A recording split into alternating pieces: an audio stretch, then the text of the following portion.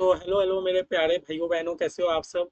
आप सभी का मैं तीव्र विजन फाउंडेशन क्लासेस में स्वागत करता हूँ। ठीक है। और हम लोग अपना कैश बुक का एक क्लास कर लिए। आज मैं वादा करता हूँ कि आज हम लोग कैश बुक खत्म कर देंगे। और आज के बाद इसके बाद जो आपको लेक्चर मिलेगा, एकदम प्यारा टॉपिक आपको रहेगा, रेक्टिफिकेशन ऑफ एरर।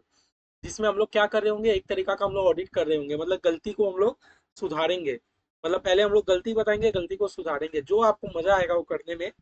तो आप लोग सीख लगेगा आप लोग को। अब आपकी क्या है, अच्छा अच्छा चैप्टर है। मैंने पहले ही बोला था कि चैप्टर वन हम लोग थ्योरी करेंगे, खाली वो एक बोरिंग सा चैप्टर है। उसके बाद हमारा जो भी चैप्टर शुरू होगा, एकदम सब बढ़िया बढ़िया चैप्टर शुरू होगा। तो ठीक है, आप ज्यादा बात ना करते हुए आज हम लोग कैश बुक को खत्म करने का चेष्टा में लगते हैं, क्योंकि आज हमारा जो कैश बुक है वो थोड़ा सा, मतलब टॉपिक थोड़ा ज्यादा है as comparative to last class में हम लोगों ने बातचीत में शायद ज्यादा टाइम वेस्ट कर दिया था, क्योंकि लास्ट क्लास हम लोग कोई मेन प्रोसेस नहीं सीखे थे। आप देखोगे तो हम लोग का मेन सीखने का चीज आज है।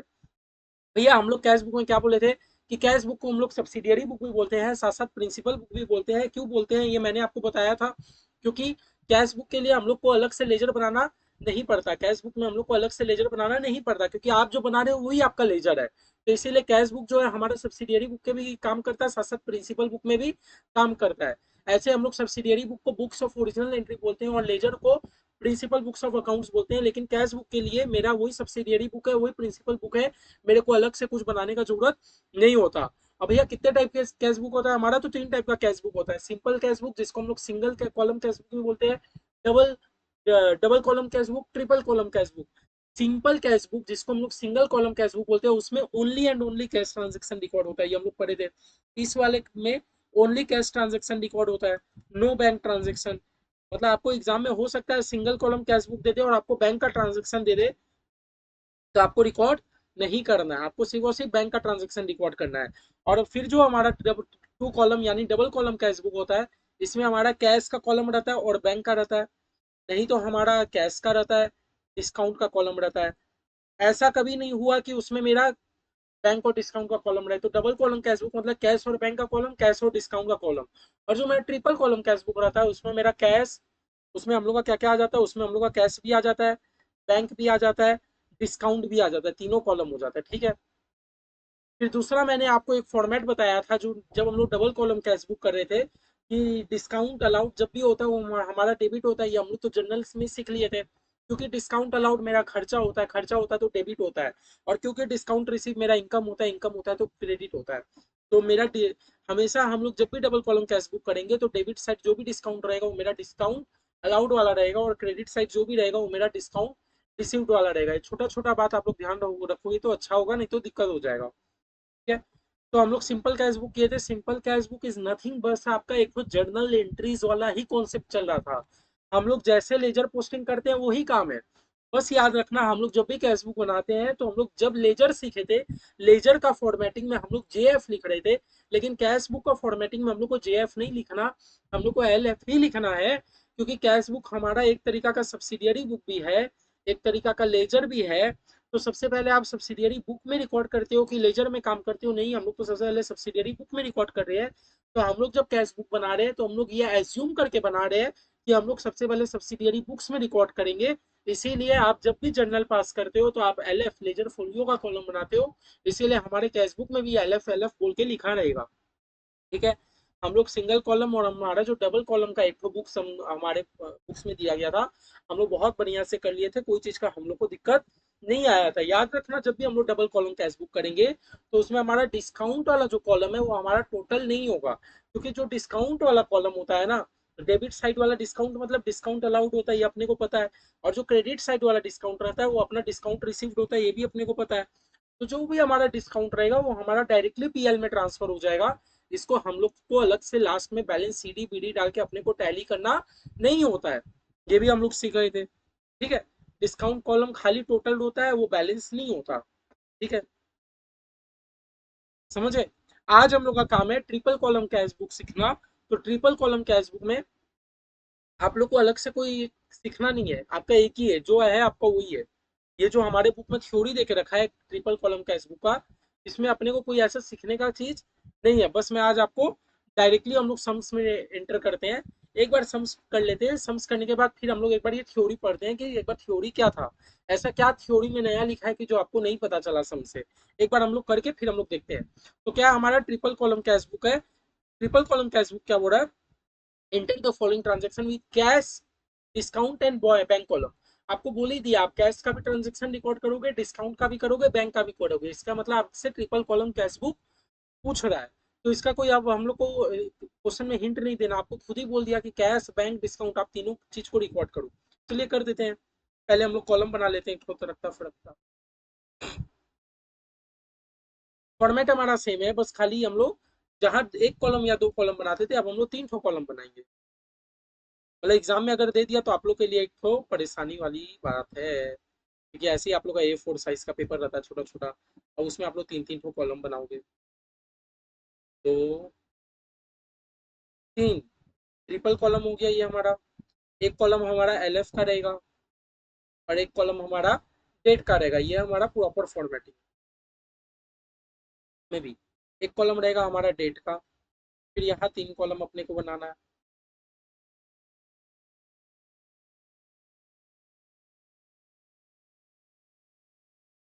और एक कॉलम हमारा LF का रहेगा। चलिए वो फटाक फटाक कर लेते हैं। डेट और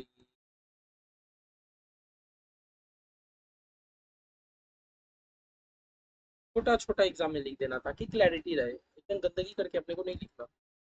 डेट पर्टिकुलर्स, ये हमारा क्या होता है, LF होता है। अच्छा हम लोग को तीन कॉलम बोला है ना, तो एक में मैं कैश रिकॉर्ड कर लेता हूँ, एक में मैं बैंक का ट्रांजेक्शन को रिकॉर्ड करूंगा। बहुत चीज आपको सीखने मिलेगा इस वाले में। और एक चीज मेरा डिस्काउंट, जो डेबिट साइड डिस्काउंट रहता है वो डिस्काउंट कौन सा रहता है मेरा आप लोग को पता चल गया। चलो हम लोग लिख भी देंगे डिस्काउंट अलाउड।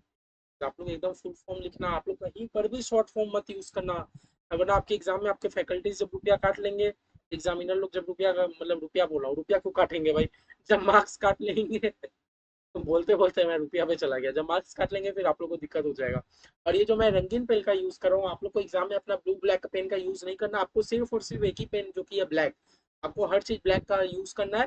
मार्जिन आप लोग टालने के लिए आप लोग पेंसिल का यूज करें और अपना ब्लैक पेन से सारा लिखे, ज्यादा बेटर रहेगा।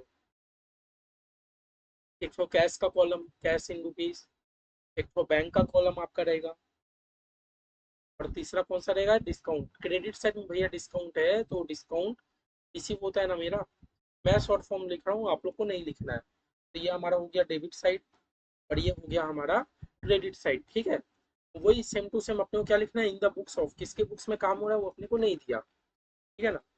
तो हम लोग ऐसे ही लिख के छोड़ देंगे, in the books of dot dot dot dot.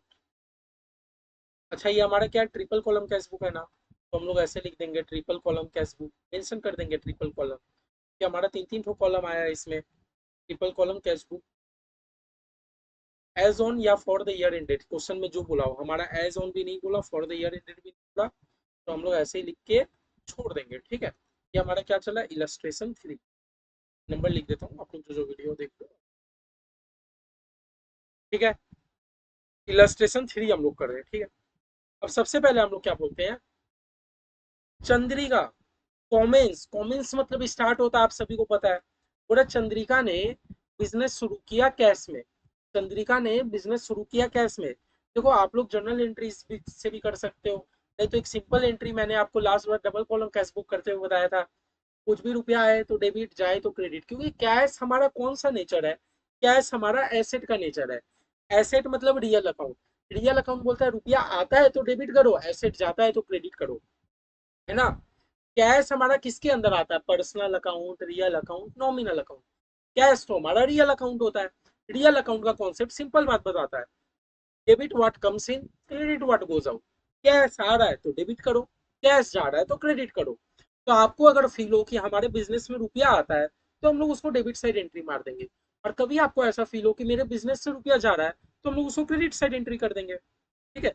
जैसे देखो जनवरी 1 को क्या हुआ, चंद्रिका जी ने बिजनेस शुरू किया कैश से, तो चंद्रिका जी ने जो भी रुपया लगाया, और कैसे लगाया रुपया, कैश में लगाया, तो मेरे बिजनेस में तो रुपया आया। चंद्रिका जी ने क्या किया, बिजनेस शुरू किया कैश से, चंद्रिका जी ने बिजनेस शुरू किया कैश से। तो हमारे बिजनेस में तो रुपया आया ना, हमारे बिजनेस में रुपया आया, तो रुपया आया तो डेबिट करेंगे। और अगर आप जनरल इंटरेस्ट में भी करना चाहते हो तो वैसे कर सकते हो, cash account debit to capital account, cash में जाके टू कैपिटल अकाउंट, कैश में जाके क्या कर देंगे, टू कैपिटल। लेकिन मैं आपको इस फॉर्मेट से नहीं सिखाना चाहता हूँ, आप लोग जनरल इंटरेस्ट के फॉर्मेट से तो कर ही दोगे। आप लोग बस इतना ट्राई करो कि मेरा रुपया आ रहा है तो मैं डेबिट करूंगा, रुपया जा रहा है तो क्रेडिट करूंगा। ठीक है, तो मेरा रुपया आ रहा है, बिजनेस में मेरे रुपया आ रहा है, कितना आ रहा है, 20,000 रुपया कैश में आ रहा है कि बैंक में कि डिस्काउंट, नहीं कैश में आ रहा है तो मैं कैश में लिख दूंगा। मेरे बिजनेस में 20,000 रुपया आ रहा है, वो भी कैश में, तो हम लोग इसको क्या कर देंगे, डेबिट। क्या नाम से करेंगे, कैपिटल, क्योंकि मालिक जब भी मेरा रुपया लगाता है, ओनर जब भी रुपया लगाता है तो कैपिटल लगाता है। ठीक है, 1 जनवरी, जनवरी 1, ठीक है, ये हो गया। ये बोलता है ही पेड इनटू करेंट अकाउंट, बोला ये जो कैश था ना, कैश को करेंट अकाउंट में भेज दिया। आपको पता है कि हमारे बैंक में दो ठो अकाउंट होते हैं, हमारे बैंक्स में दो टाइप के अकाउंट होते हैं, आप लोगों को पता है कि नहीं। बैंक आप लोग जब अकाउंट खुलाने जाते हो ना, एक ठो होता है सेविंग्स अकाउंट, एक ठो होता है करेंट अकाउंट, है ना। किन किन लोग को ये बात पता है, जिन लोग को नहीं पता आप लोग भी जान लो कि आप लोग जब भी बैंक अकाउंट खुलाने जाओगे तो आप लोग से फॉर्म में पूछा जाएगा कि आप लोग को सेविंग्स अकाउंट अपना खोलना है कि करेंट अकाउंट खोलना है। सेविंग्स अकाउंट रहता है हम जैसे मतलब डेली डेली पर्सन लोग के लिए जो रुपया कमाते हैं और अपना रखते हैं। करेंट अकाउंट होता है फॉर बिजनेसमैन लोग के लिए, जो लोग बिजनेस करते हैं ना, जिन लोग का लाखों में रुपया आता है जाता है आता है जाता है, वो लोग करेंट अकाउंट मेंटेन करते हैं। हाँ, सेविंग्स अकाउंट में आपको इंटरेस्ट मिलता है, करेंट अकाउंट में आपको इंटरेस्ट नहीं मिलता। ठीक है, बाकी बैंकिंग एक्ट आप लोग जाके पढ़ो। बस मैंने आपको एक झलक बता दिया कि जब भी आप बैंक में जाओगे तो दो टाइप का अकाउंट रहता है, सेविंग्स अकाउंट या करेंट अकाउंट। हमारे मम्मी पापा हमारा जो भी अकाउंट है सब हमारे सेविंग्स अकाउंट में, क्योंकि हमें कुछ इंटरेस्ट मिलता है। करेंट अकाउंट एक बिजनेसमैन वालों के लिए होता है। ठीक है, तो बोल रहा है ये जो कैश क्या पे कर दिया करेंट अकाउंट में, कैश पे कर दिया होगा, अपने बैंक में जाके क्या पे कर दिया होगा, कैश पे कर दिया होगा। तो मेरा जर्नल एंट्री बताओगे कि बैंक में तो रुपया आया, तो बैंक बैंक अकाउंट डेबिट, और मेरे यहाँ यहाँ से कैश गया टू कैश अकाउंट, तो ये तो हुआ general entry. Bank account debit to cash account, bank account debit to cash account. कैसे कि बैंक मेरा कौन सा अकाउंट है, बैंक तो मेरा पर्सनल अकाउंट में आता है। पर्सनल अकाउंट क्या बोलता है, debit the receiver credit the giver. और यहाँ पर बैंक तो रिसीव कर रहा है, मैंने बैंक को रुपया दिया, तो बैंक तो रुपया रिसीव कर रहा है, डेबिट द रिसीवर, इसीलिए मैंने बैंक को कर दिया डेबिट। और कैश जो मेरा एसेट था, मेरे पास से तो एसेट चला गया ना, इसीलिए हम लोग कैश को कर दिया क्रेडिट। इतना बात समझ आया, bank account debit to cash account. अब आप लोग मुझे एक बात बताओ, आपका एक ही जर्नल एंट्री में या आपका एक ही ट्रांजेक्शन में आपका बैंक भी हिट हुआ है, आपका कैश भी हिट हुआ है, और आप लोग एक ही टेबल मेंटेन कर रहे हो। मतलब मेरा कहने का मतलब आप लोग समझ रहे हो, आप लोग जर्नल एंट्री में आप लोग जर्नल एंट्री किया या आप लोग कुछ ऐसा ट्रांजेक्शन कर लिए जिसमें आपका कैश और बैंक दोनों ट्रांजेक्शन हिट हुआ है, आपका कैश बैंक दोनों ट्रांजेक्शन हिट हुआ है। और दोनों के लिए हम लोग कोई अलग से लेजर नहीं बना रहे, हम लोग एक ही लेजर में कैश भी रिकॉर्ड कर रहे हैं, एक ही लेजर में बैंक भी रिकॉर्ड कर रहे हैं। तो इस टाइप का ट्रांजेक्शन कैसे रिकॉर्ड होगा, मेरा बात समझ पा रहे हो। आप ये जो बना रहे हो, इसमें आप कैश भी मेंटेन कर रहे हो, इसमें आप बैंक भी मेंटेन कर रहे हो। आप जो बना रहे हो, आप इसमें कैश भी मेंटेन कर रहे हो, आप बैंक भी मेंटेन कर रहे हो। और ये ट्रांजेक्शन ऐसा है कि आपका कैश भी आ रहा है, कैश भी जा रहा है, बैंक भी आ रहा है, मतलब दोनों अकाउंट आपका हीट हो रहा है। तो हम लोग इसको रिकॉर्ड कैसे करेंगे, चलिए देखते हैं। आपका पहले एंट्री क्या हुआ है, bank account debit to cash account, bank account debit to cash account. अच्छा, ये आपका नाम है कैश बुक, लेकिन ये एक तरीके से अगर हम लोग इसको माने तो ये हमारा कैश अकाउंट भी है, बैंक अकाउंट भी है, डिस्काउंट अकाउंट भी है। हाँ या ना, किस कौन कौन एग्री है मेरे पास से, ऐसे ही रफ में लिखना। हम लोग बना रहे हैं कैश बुक, लेकिन मैं एक तरीके से सोचूं तो ये मेरा एक लेजर है जिसमें मेरा कैश भी मेंटेन हो रहा है, बैंक अकाउंट भी है, डिस्काउंट अकाउंट भी है। यही तो मेरा यही एक लेजर है, एक लेजर में मेरा कैश अकाउंट भी है, एक ही लेजर में बैंक अकाउंट भी है, एक ही लेजर में मेरा डिस्काउंट अकाउंट भी है। कौन कौन मेरे पास से एग्री है, पहले खाली इतना बता दीजिए। समझ आ रहा है, फिर से मैं बोल रहा हूँ, हम लोग कर रहे हैं कैश बुक, लेकिन एक ही लेजर में तो हम लोग तीन चीज मेंटेन कर रहे हैं ना। तो हम लोग ऐसे बोलते हैं ना, मेरा कैश अकाउंट भी है, बैंक अकाउंट भी ये, डिस्काउंट अकाउंट भी ये, मेरा तीनों अकाउंट यही है। ठीक है ठीक है ठीक है, चलिए इतना तो समझ गए, मेरा तीनों अकाउंट ही है। तो bank account debit to cash, bank account debit to cash account. कौन कौन एग्री है मेरे पास से? Bank account debit to cash account, ठीक है। Bank account debit to cash, तक क्लियर है? अच्छा, बैंक में जाके टू कैश तो कर दिए, कैश में जाके बाई बैंक करेंगे, कैश में जाके बाई बैंक करेंगे। किसको समझ आया, किसको नहीं आया? डेट दे देंगे 3 जनवरी, जनवरी 3। कौन कौन एग्री है मेरे पास? कौन कौन एग्री है? बस आप लोग को जनरल एंट्री पहले समझ आया। बोला इन्होंने कैश को भेज दिया करेंट अकाउंट में, मतलब अपने कैश को बैंक में जमा कर दिया, जिससे मेरा बैंक अकाउंट डेबिट हो गया, कैश अकाउंट क्रेडिट हो गया। तो कुछ नहीं, bank account debit to cash account, cash में जाके बाई बैंक अकाउंट। हाँ, हुआ ना? और आप लोग यहाँ क्या लिख रहे हो, टू कैश, तो हम लोग अमाउंट लिखेंगे बैंक में। और आप लोग यहाँ लिख रहे हो बाई बैंक, तो हम लोग अमाउंट लिखेंगे कैश में। और दोनों आपका ट्रांजेक्शन एक ही एंट्री में रिफ्लेक्ट हुआ है ना, तो हम लोग दोनों को सी लिख देंगे लेजर फोलियो में। हम लोग लेजर फोलियो में सी लिख देंगे। C represent contra entry. आप लोग को एक वर्ड सीखने को मिला आज, C represent contra entry. Contra entry मतलब वो एंट्री जिसमें मेरा कैश बैंक दोनों का इंक्लूजन हुआ है और हम दोनों को एक ही लेजर में मेंटेन कर रहे हैं। जब हम लोग कैश और बैंक को एक ही लेजर में मेंटेन कर रहे हैं और उस केस में मेरा कैश और बैंक दोनों का एक साथ ट्रांजेक्शन हो गया है, वैसे एंट्री को हम लोग कॉन्ट्रा एंट्री बोलते हैं। समझ आया? फिर से मैं आपको बोल रहा हूँ, ही पेड इनटू करेंट अकाउंट, पूरा मैंने कैश अपने करेंट अकाउंट में जमा की है, तो मेरा जनरल एंट्री क्या बन गया, cash account debit to sorry bank account debit to cash account, bank account debit to cash account, और कैश में जाके बाई बैंक अकाउंट। ये हो गया जनरल एंट्री। अब जब आप यहाँ वर्ड यूज कर रहे हो कैश, तो आप अपना अमाउंट लिख दोगे बैंक में, और जब आप यहाँ वर्ड यूज कर रहे हो बैंक, तो आप अपना अमाउंट लिख दोगे कैश पे। और क्योंकि आप एक ही लेजर बना रहे हो जिसमें आपका कैश और बैंक दोनों का काम हो रहा है, और आपका एंट्री में भी कैश और बैंक दोनों आ चुका है, तो हम लोग दोनों को लेजर फोलियो में जाके सी सी लिख देंगे। C represent contra entry. ठीक है, समझ आया? ठीक है, समझ आ गया ना? अब देखो, तो ये मैं आगे बढ़ू, फिर हम लोग दूसरा करेंगे ना, हम लोग कहीं ना कहीं फिर आएगा। बोला ही रिसीव, 4 तारीख को क्या हुआ, बोला ही रिसीव, मुझे चेक मिला कीर्ति एंड कंपनी से ऑन अकाउंट। एक बात बताओ, मुझे तो चेक मिला, क्या मैंने बैंक में जमा किया? एक चेक मिलना और एक बैंक में जमा करना एक अलग बात होता है। फिर से मैं समझाता हूँ। 4 तारीख को क्या बोला है, he receive cheque from Kirti and company on account. बोला इनको कीर्ति एंड कंपनी से क्या मिला, चेक मिला। तो चेक मिला, तो क्या बताइए ना, मैंने बैंक में जमा किया क्या? चेक को क्या करना होता है पता है ना? आपको चेक मिला, फिर आपको एक फॉर्म भर के स्टेपल मार के आपको बैंक में जाके जमा करना होता है, फिर बैंक से वहां क्लियर होता है, आपका 2-3 दिन का टाइम लगता है। ये मुझे तो अभी खाली चेक मिला है, मैंने तो जाके बैंक में जमा भी नहीं किया। तो जब तक आप बैंक में जमा नहीं करोगे, आप ये एज्यूम करना कि आपको कैश रिसीव हुआ है, क्योंकि आपने चेक लिया और वो चेक आपका खाली ड्रॉयर में पड़ा है।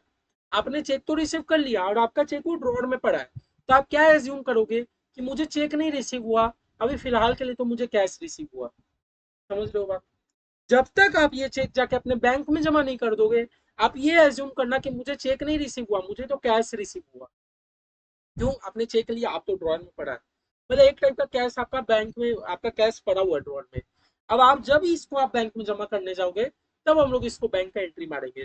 तो फिलहाल में मुझे भले ही चेक मिला है, लेकिन मैंने अभी तक बैंक में जमा नहीं किया, तो मैं इसको ही मानूंगा कि मुझे कैश रिसीव हुआ है। कहाँ से कैश रिसीव हुआ है? कीर्ति एंड कंपनी से। ठीक है ना? तो मैं इधर ये कर सकता हूँ, to Kirti and company, cash account debit to Kirti and company. अब मैं बैंक साइड लिखूँ कि कैश साइड? मैं तो कैश साइड लिखूंगा, क्योंकि मैंने अभी तक चेक जमा नहीं किया, ये तो मेरे ड्रॉर पे खाली पड़ा है ना? तो मैं कैश साइड 600 रुपया लिख दूंगा। जब तक मेरा बैंक में जमा नहीं हो जाता, हम इसको एक टाइप का कैश ही मानते हैं। ठीक है, फिर पूरा he paid in bank Kirti and company cheque. अच्छा, अब देखो, अब 7 तारीख को ये जो मुझे कीर्ति एंड कंपनी से जो चेक रिसीव हुआ था ना, अब मैं बैंक में पे कर रहा हूँ। लेकिन भैया, मैं आपको कंफ्यूज नहीं करूंगा, आप एक सेकंड, आप एक बात सुनिए।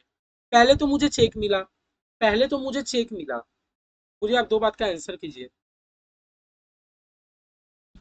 4 जनवरी को हम लोग क्या डीम किए थे, क्या एज्यूम किए थे? हम लोग एज्यूम किए थे कि कैश रिसीव हुआ, है ना? अब 7 जनवरी को जो बैंक में आपने जमा किया, इसका मतलब कैश डिपॉजिट इन बैंक, यही हुआ। कौन कौन मेरे पास से एग्री है? जब 4 जनवरी को, जब 4 जनवरी को आपको कीर्ति एंड कंपनी से चेक मिला था, तब मैंने ही आपको बोला था कि ये चेक अभी आप बैंक में जमा नहीं किए हो ना, तो आप ये चेक को एक टाइप का कैश मानो। मैंने आपको बोला था कि नहीं? जब 4 जनवरी को आपको चेक रिसीव हुआ था, मैंने आपको क्या बोला था? भले ही ये चेक है, आप इसको एक टाइप का क्या मान लो, कैश मान लो। तो अब आप जाके वो चेक को बैंक में दे रहे हो, इसका मतलब आप कैश डिपॉजिट कर रहे हो बैंक में। समझ रहे हो बात? फिर से आप लोग कंफ्यूज मत हो, मेरा सिंपल सा बात बोलो। 4 जनवरी को आपको क्रिटियन कंपनी से चेक मिला, क्या वो चेक आपका बैंक ट्रांजेक्शन हुआ कोई? आप क्रिटियन कंपनी से कोई आदमी आया, आपको खाली चेक पकड़ा के चला गया, आपका तो बैंक बैलेंस नहीं बढ़ा। क्या आपका बैंक बैलेंस बढ़ा? नहीं, बैंक बैलेंस तो नहीं बढ़ा। वो आया, खाली चेक पकड़ा के चला गया। तो वो तभी हम लोग बोले ना कि वो चेक खाली पकड़ा के चला गया, आपका चेक खाली ड्रॉर पे रखा है, तो आप उसको चेक मानो ही मत, आप उसको कैश मानो। क्या मानो? कैश मानो। मतलब हम लोग चेक को क्या मान रहे हैं? कैश मान रहे हैं। हम लोग चेक को क्या मान रहे हैं? कैश। अब आप क्या कर रहे हो? चेक को बैंक में डाल रहे हो, मतलब आप कैश को बैंक में डाल रहे हो। मैं ऐसा बोल सकता हूँ, है ना? ठीक है, अब समझ आया। ही पेज इन बैंक कीर्तिजन कंपनी चेक, मतलब जो कीर्तियन कंपनी से चेक मिला था, वो बैंक में जमा कर रहा हूँ। नहीं, इसको तो चेक नहीं, इसको तो हम लोग कैश माने थे ना, तो इसको कैश बोलो, मतलब आप कैश डिपॉजिट कर रहे हो बैंक में। जनरल एंट्री क्या होगा? Bank account debit to cash account, यही होगा ना? चलो एंट्री मार दो, bank account debit to cash account, bank account debit to cash account, और कैश में जाके बाई बैंक अकाउंट, यही था ना हमारा बात। और कितना रुपया है? 600। जब आप यहाँ कैश मेंशन कर रहे हो तो आप लिखोगे यहाँ बैंक का कॉलम में, और जब आप यहाँ बैंक कर रहे हो तो आप कैश के कॉलम में रुपया लिखोगे, क्योंकि मेरे एक ही जर्नल एंट्री पे मेरा कैश और बैंक दोनों हिट हो गया है, और हम लोग लेजर भी कैश और बैंक दोनों का मेंटेन कर रहे हैं एक ही में। तो हम लोग CC यानी कॉन्ट्रा एंट्री लिख देंगे। 7 तारीख का एंट्री हो गया।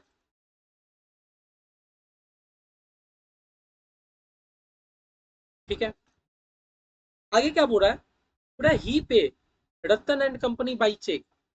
बोला मैंने रतन एंड कंपनी को चेक से पे कर दिया, मैंने रतन एंड कंपनी को चेक से पे कर दिया। हाँ, हाँ, मैंने रतन एंड कंपनी को चेक से पे कर दिया, और मैंने डिस्काउंट अलाउड किया, ये आपका 20 रुपए। मैंने रतन एंड कंपनी को चेक से पे कर दिया, और मैंने डिस्काउंट अलाउड किया 20 रुपए।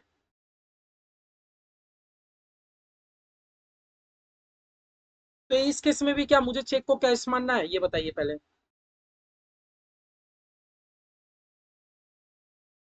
1 मिनट।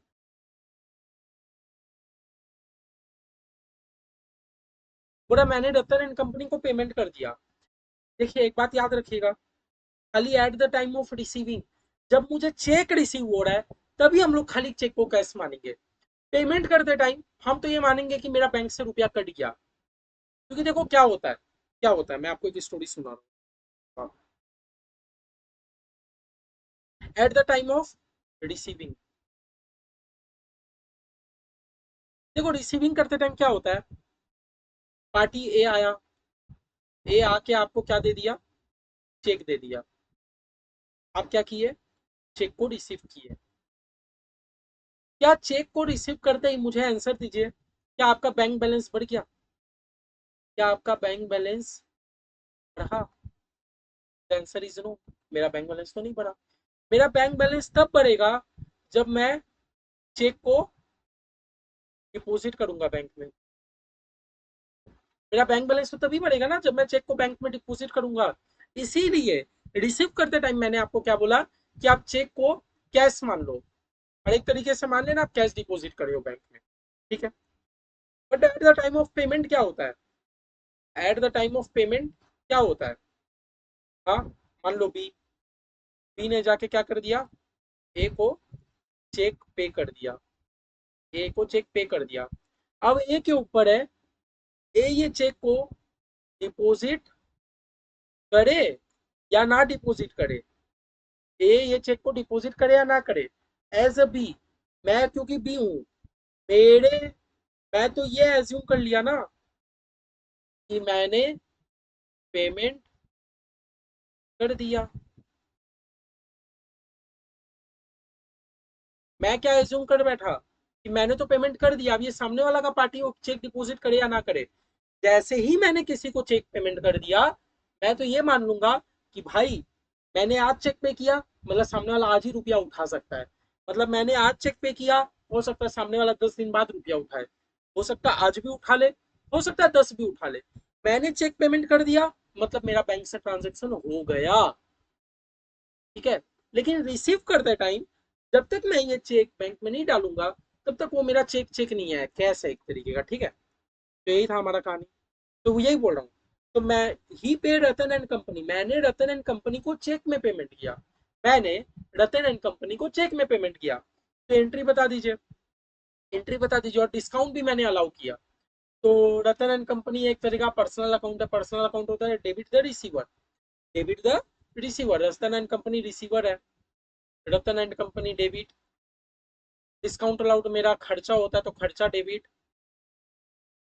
और मैंने कैसे पेमेंट कर दिया, तब मैंने पेमेंट कर दिया चेक से टू बैंक अकाउंट। यही तो हुआ, यही तो मेरा हुआ, ठीक है। रतन एंड कंपनी भाई जी को मैंने कितना पेमेंट कर दिया, 330।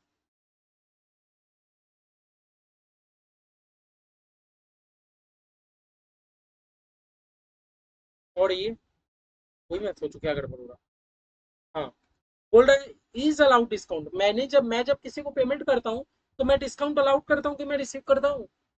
मैंने किसी को पेमेंट किया तो मुझे तो डिस्काउंट मिला ना, डिस्काउंट मिला तो मेरा इनकम है। डिस्काउंट अलाउड, सॉरी मैं भी कंफ्यूज हो गया, है ना। मैं जब किसी को पेमेंट करता हूँ तो मुझे तो डिस्काउंट रिसीव होता है, अलाउ थोड़ी होगा, ठीक है। बस आप लोग इतना सा कॉन्सेप्ट आप समझ पा रहे हो कि जब भी आप चेक पेमेंट करोगे, तो उस केस में हम ये मान लेते हैं कि मेरा बैंक से तो ट्रांजेक्शन हो गया। लेकिन जब आप चेक रिसीव करते हैं, तो हम लोग ये नहीं मानते कि आप चेक रिसीव किया, हम ये मानते हैं आपको कैश रिसीव हुआ है। बाद में जाके जब आप चेक डिपॉजिट करोगे तब हम मानेंगे बैंक का बैलेंस भरा, ठीक है। तो इस वजह से क्या हुआ, मैंने रतन एंड कंपनी को पेमेंट कर दिया, तो मतलब मेरे पास से रुपया आया कि गया, गया ना, तो गया तो क्रेडिट में। कितना दिया आपने चेक से, चेक से दिए 330। और क्योंकि मुझे डिस्काउंट अलाउड हुआ है कि रिसीव हुआ है, मैं भी कंफ्यूज हो गया था 1 मिनट के लिए। बड़ा क्वेश्चन में बोला आपको अलाउड डिस्काउंट भले ही बोला है, लेकिन आप खुद सोचिए, आप रतन कंपनी को पेमेंट कर रहे हो, आप किसी को पेमेंट करते हो, इसका मतलब आपको डिस्काउंट मिलता है, और डिस्काउंट मिलता है तो मेरा इनकम है। तो डेबिट वाला डिस्काउंट अलाउड नहीं, मेरा क्रेडिट साइड डिस्काउंट रिसीव में कितना रुपया हो जाएगा, 20 रुपया हो जाएगा, ये 10 तारीख, समझे, समझे।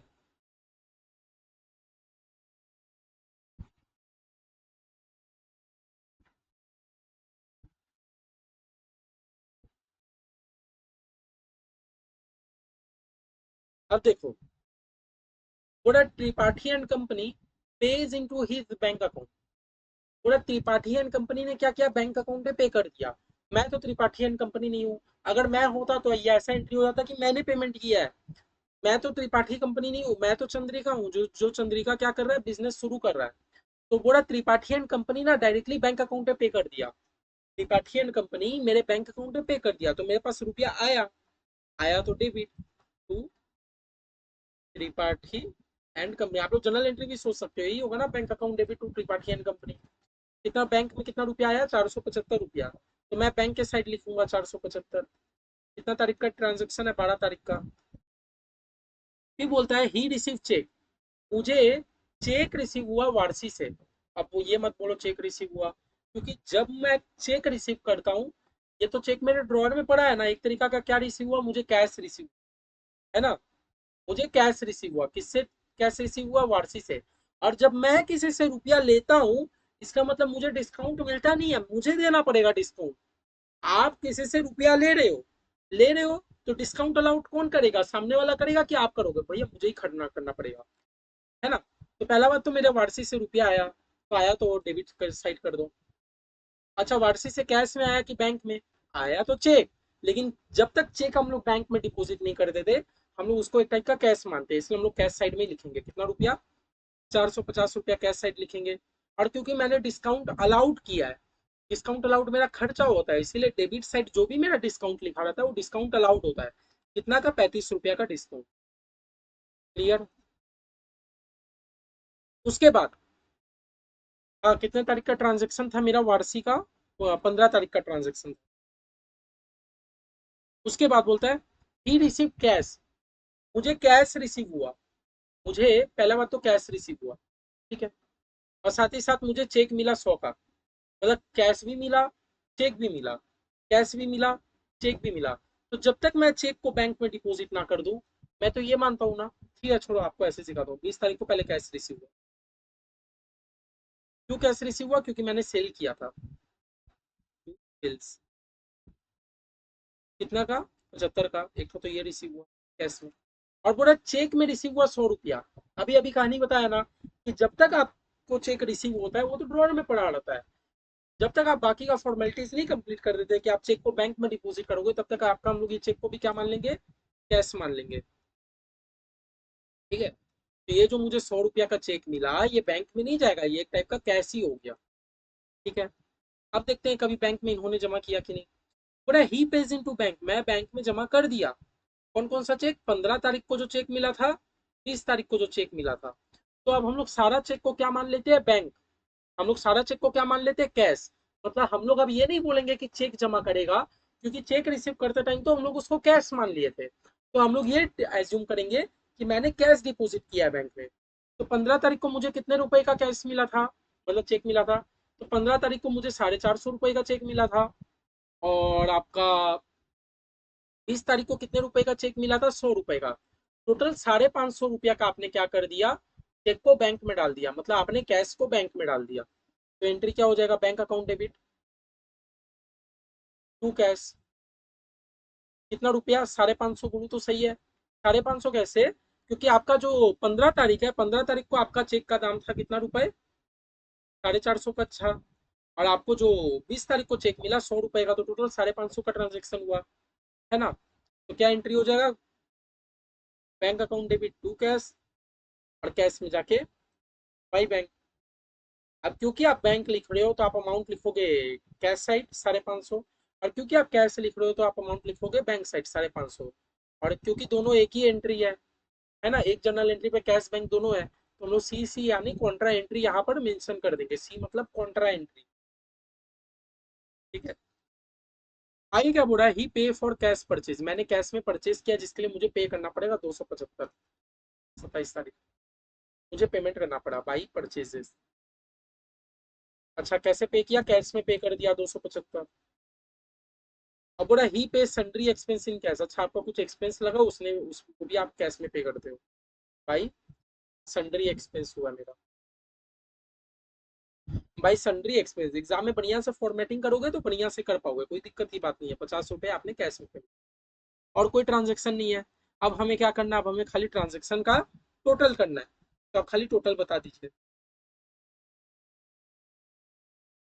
बहुत सारे आप लोग भाई बहन बोलोगे "ये इतना बोरिंग कर दिया पूरे sums में", लेकिन मैं बोरिंग नहीं किया, सम सी ऐसा है। अरे लेकिन आप लोगों को सीखने को मिला ना कॉन्ट्रा एंट्री क्या होता है। इस ट्रांजेक्शन में आपका कैश और बैंक दोनों रिफ्लेक्ट हो गया हमारा कॉन्ट्रा एंट्री। वो बहुत इजी चैप्टर है, कुछ इसमें दिक्कत की बात नहीं है। ये सब आपका चैप्टर क्या है ना, एग्जाम में आपका नंबर स्कोर करेगा बहुत बढ़िया, आपका हेल्प करेगा। तो आप, मैं तो यही मानूंगा 100 का 100 नंबर पेपर आपका कैश बुक दे दे।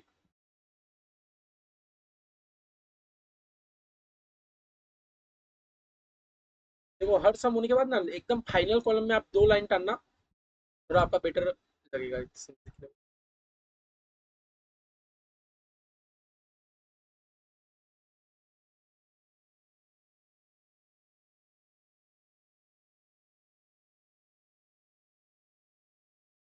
चलो हम लोग ना टोटल कर लेते हैं पहले। अच्छा, हम लोग इतना बात जानते हैं ना कि हमें डिस्काउंट वाले जो कॉलम है, हमको डिस्काउंट वाले कॉलम को खाली टोटल करना होता है। हम लोग डिस्काउंट वाले कॉलम को सीडी बीडी करके हम लोग जरा सा भी कोशिश नहीं करते, ठीक है। तो आप टोटल कर लो 20,600, 450, मेरा कैलकुलेटर कहाँ। तो 20,600, 450,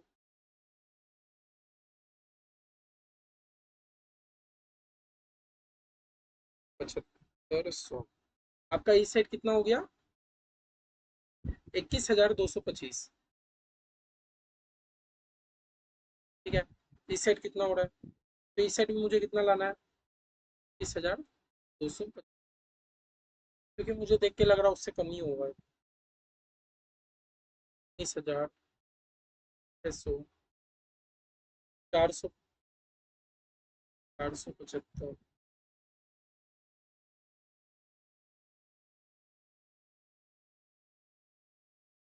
450, 550। यह है आपका 20,625। मुझे इस साइड में कितना लाना है? 625। और डिस्काउंट वाला तो हमारा जैसा है, हम लोग खाली टोटल कर लेते हैं। हमको कोई सीडी बीडी उसका नहीं करना होता, ठीक है। तो क्योंकि मेरा इसी साइड कमी पड़ेगा, तो हम लोग जनवरी महीना में काम कर रहे हैं, तो जनवरी में 31 बाई बैलेंस सीडी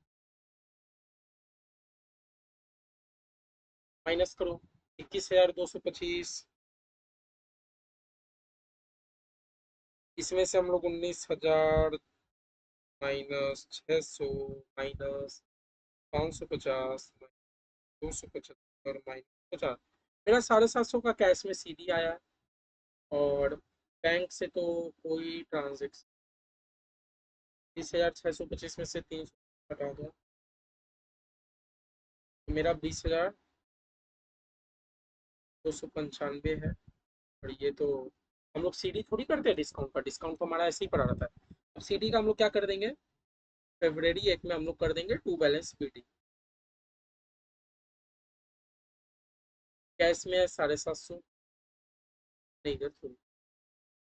और बैंक में 1,295। ठीक है, तो चेक कर लेते हैं।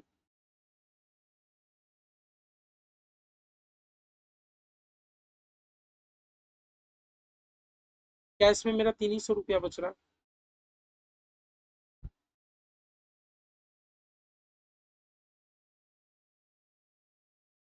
20,600, 400, 175, 600,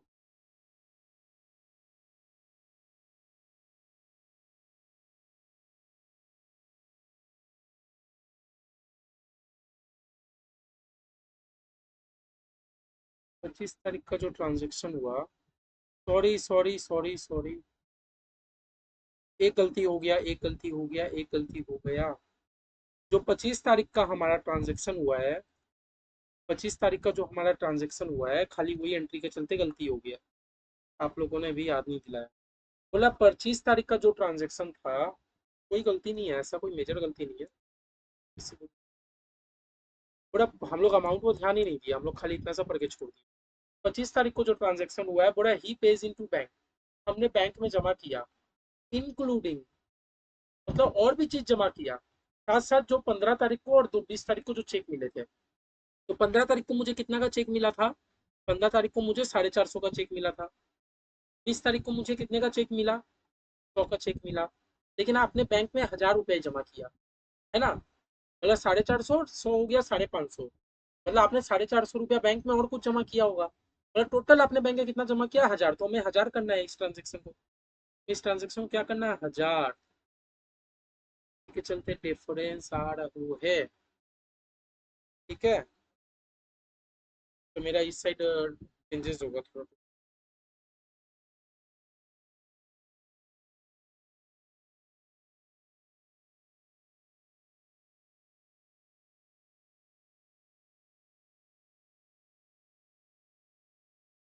20,000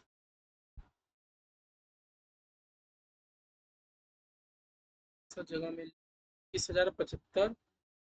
ये भी मेरा क्या हो जाएगा? 30,075 में से माइनस करूंगा 330, तो ये मेरा बच जाएगा 20745।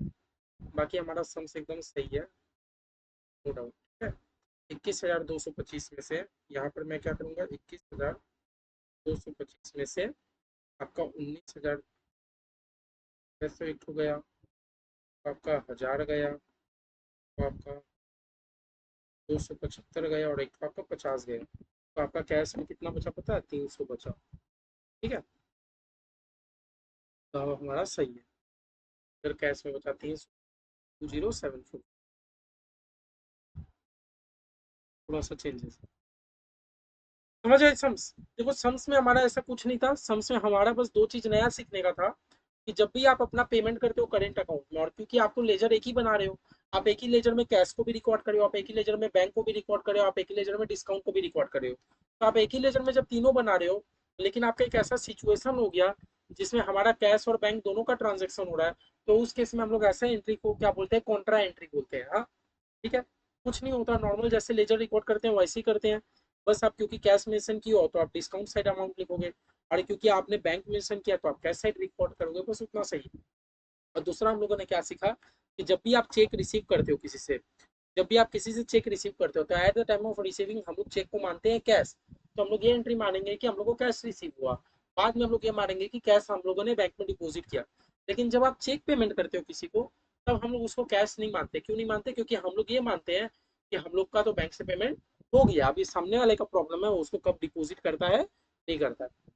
ठीक है, तो हम लोग पढ़ लिया, एक बार हम लोग शुरू कर लेते हैं, एक बार थ्योरी पढ़ लेते हैं। ठीक है, ये तो वो थ्योरी बोल रहा है for writing up 3 column cash book under point should be noted, आपको कुछ बात ध्यान रखना है। वाइल कॉमेंसिंग अ न्यू बिजनेस, हम लोग तो ये बात जानते हैं, जब भी आप नया बिजनेस चालू करते हो, जब भी आप नया बिजनेस चालू करते हो, तो या तो हम लोग टू कैपिटल अकाउंट या टू बैलेंस वीडी, हम लोग तो यही लिखेंगे, ये तो हम लोग लिखेंगे। अगर कोई भी आपको ओपनिंग बैलेंस लिखना है, तो आप ओपनिंग बैलेंस क्या लिखते हो, ओपनिंग बैलेंस, है ना, ओपनिंग बैलेंस तो हमारा बीडी होता है। जैसे हमारा सीडी, सीडी है हमारा क्लोजिंग बैलेंस। अब ये सीडी जाके बीडी बन गया, मतलब ये ओपनिंग बैलेंस है, ये सब तो जानते हैं। थोड़ा जितना भी आपको रिसीव होगा वो आपको रिसिप्ट साइड, तो ये भी हम लोग जानते हो, ऐसा कुछ बात नहीं है कि रिसीव होता है तो डेबिट और आपका पेमेंट कर देते हो क्रेडिट, ये हम लोग को पता है। कॉन्ट्रा एंट्री जानते हो, और कॉन्ट्रा एंट्री थोड़ा पढ़ लेते हैं, हम लोग अभी अभी सीखे थे थोड़ा। Often cash is withdrawn from bank in such a case, बुरा हो सकता है कि आपने कैश विड्रॉ किया बैंक से, मतलब आप बैंक से कैश विड्रॉ करो या आप बैंक में कैश डिपॉजिट करो, है ना, या आप चेक डिपॉजिट करो बैंक में, तो ये सब में क्या है ना, आपका कैश का भी यूज हो रहा है, बैंक का भी यूज हो रहा है। ऐसे एंट्री को अपने लोग कॉन्ट्रा एंट्री बोलते हैं। In such a case amount is entered in the bank column on payment side and also in the cash column of the receipt side, आपका कैश साइड भी रिकॉर्ड होगा, बैंक साइड भी record होगा। हाँ, और हम लोग क्या करते हैं, हम लोग एल एफ साइड, मतलब जो लेजर फ्री ऑफ कॉलम रहता है उसमें लोग सी, ये हम लोग को दिखाता है कि ये कॉन्ट्रा ट्रांजेक्शन है, कि हम लोग को क्या दिखाता है कि कॉन्ट्रा एंट्री का ट्रांजेक्शन है। बाद की एंट्री तो हम लोग को करना आ गया, एंट्री हम लोग याद थोड़ी करते हैं, है ना। ठीक है, बाद बाकी कुछ वैसा पढ़ने का नहीं है।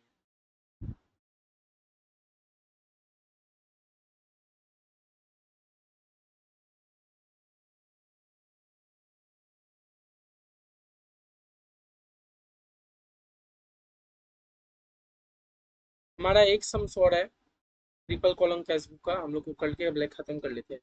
थोड़ा आप कैश कैश बुक बनाइए, डिस्काउंट एंड बैंक कॉलम, मतलब ये हमारा ये है ट्रिपल कॉलम कैश बुक है। ठीक है, ट्रिपल कॉलम कैश बुक बना लेते हैं, देखो थोड़ा बड़ा हो रहेगा, कर लेते हैं, कोई ऐसी दिक्कत की बात नहीं है। ये रिसीवर ये सबको डिलीट कर दूँ, ये सब तो आप लोग सीख गए।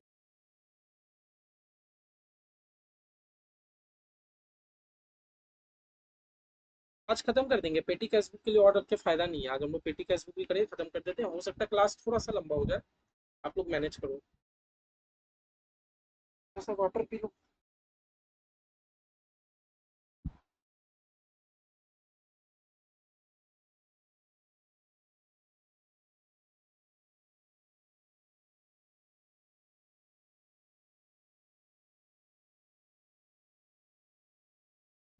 चलो हम लोग शुरू करते हैं, format without wasting any time.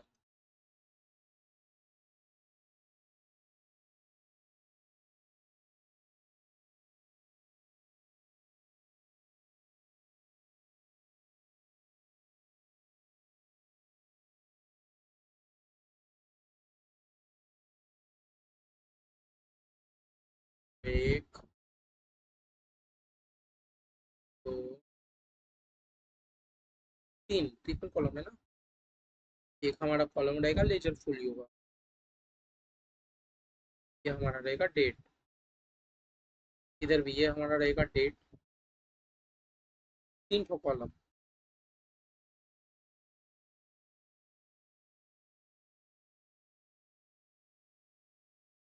रहेगा लेजर फोलियो।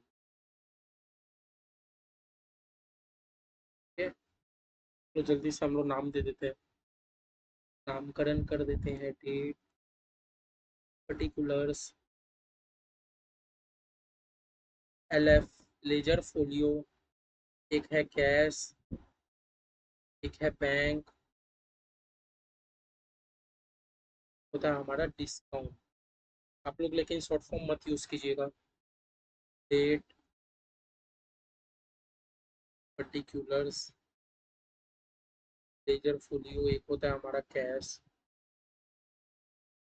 एक होता है हमारा बैंक का कॉलम, एक होता है हमारा डिस्काउंट का कॉलम है। ये हम लोग कौन सा इलस्ट्रेशन है, इलस्ट्रेशन 5 है हमारा। है, ये हमारा डेबिट साइड है, ये हमारा क्रेडिट साइड है। इन द बुक्स ऑफ, किसके बुक्स में अपने लोग काम कर रहे हैं, आई थिंक मेंशन नहीं है, हम लोग डॉट डॉट डॉट डॉट कर देते हैं। यहाँ क्या लिख देते हैं, ट्रिपल कॉलम कैश बुक। तो ये 3 कॉलम का है ना।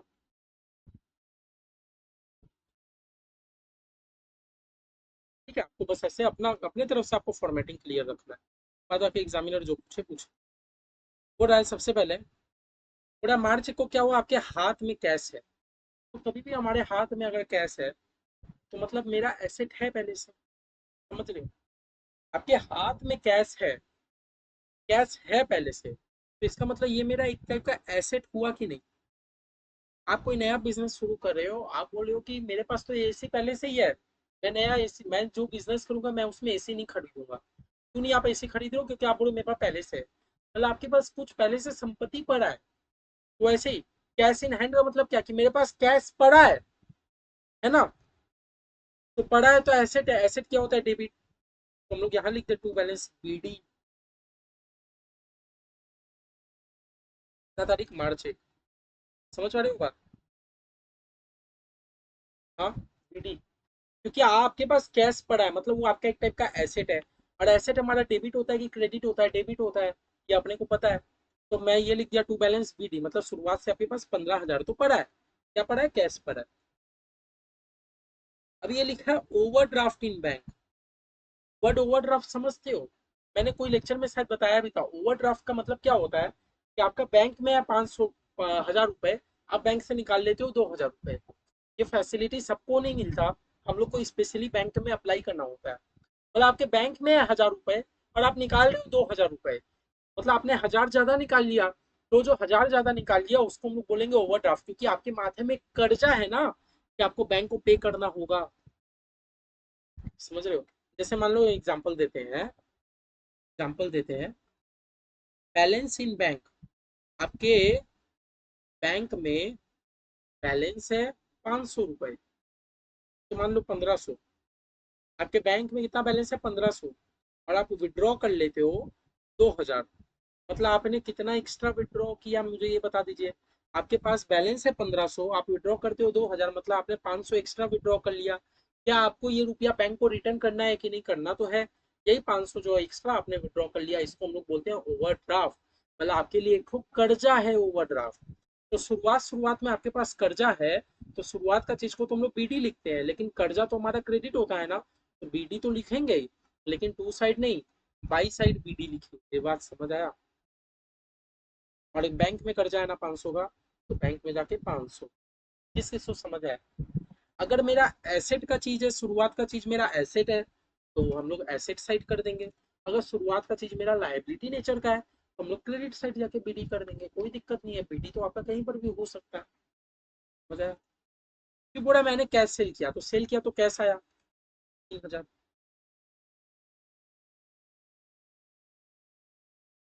कैश में सेल किया 3,000, कितना तारीख का, 2 तारीख का।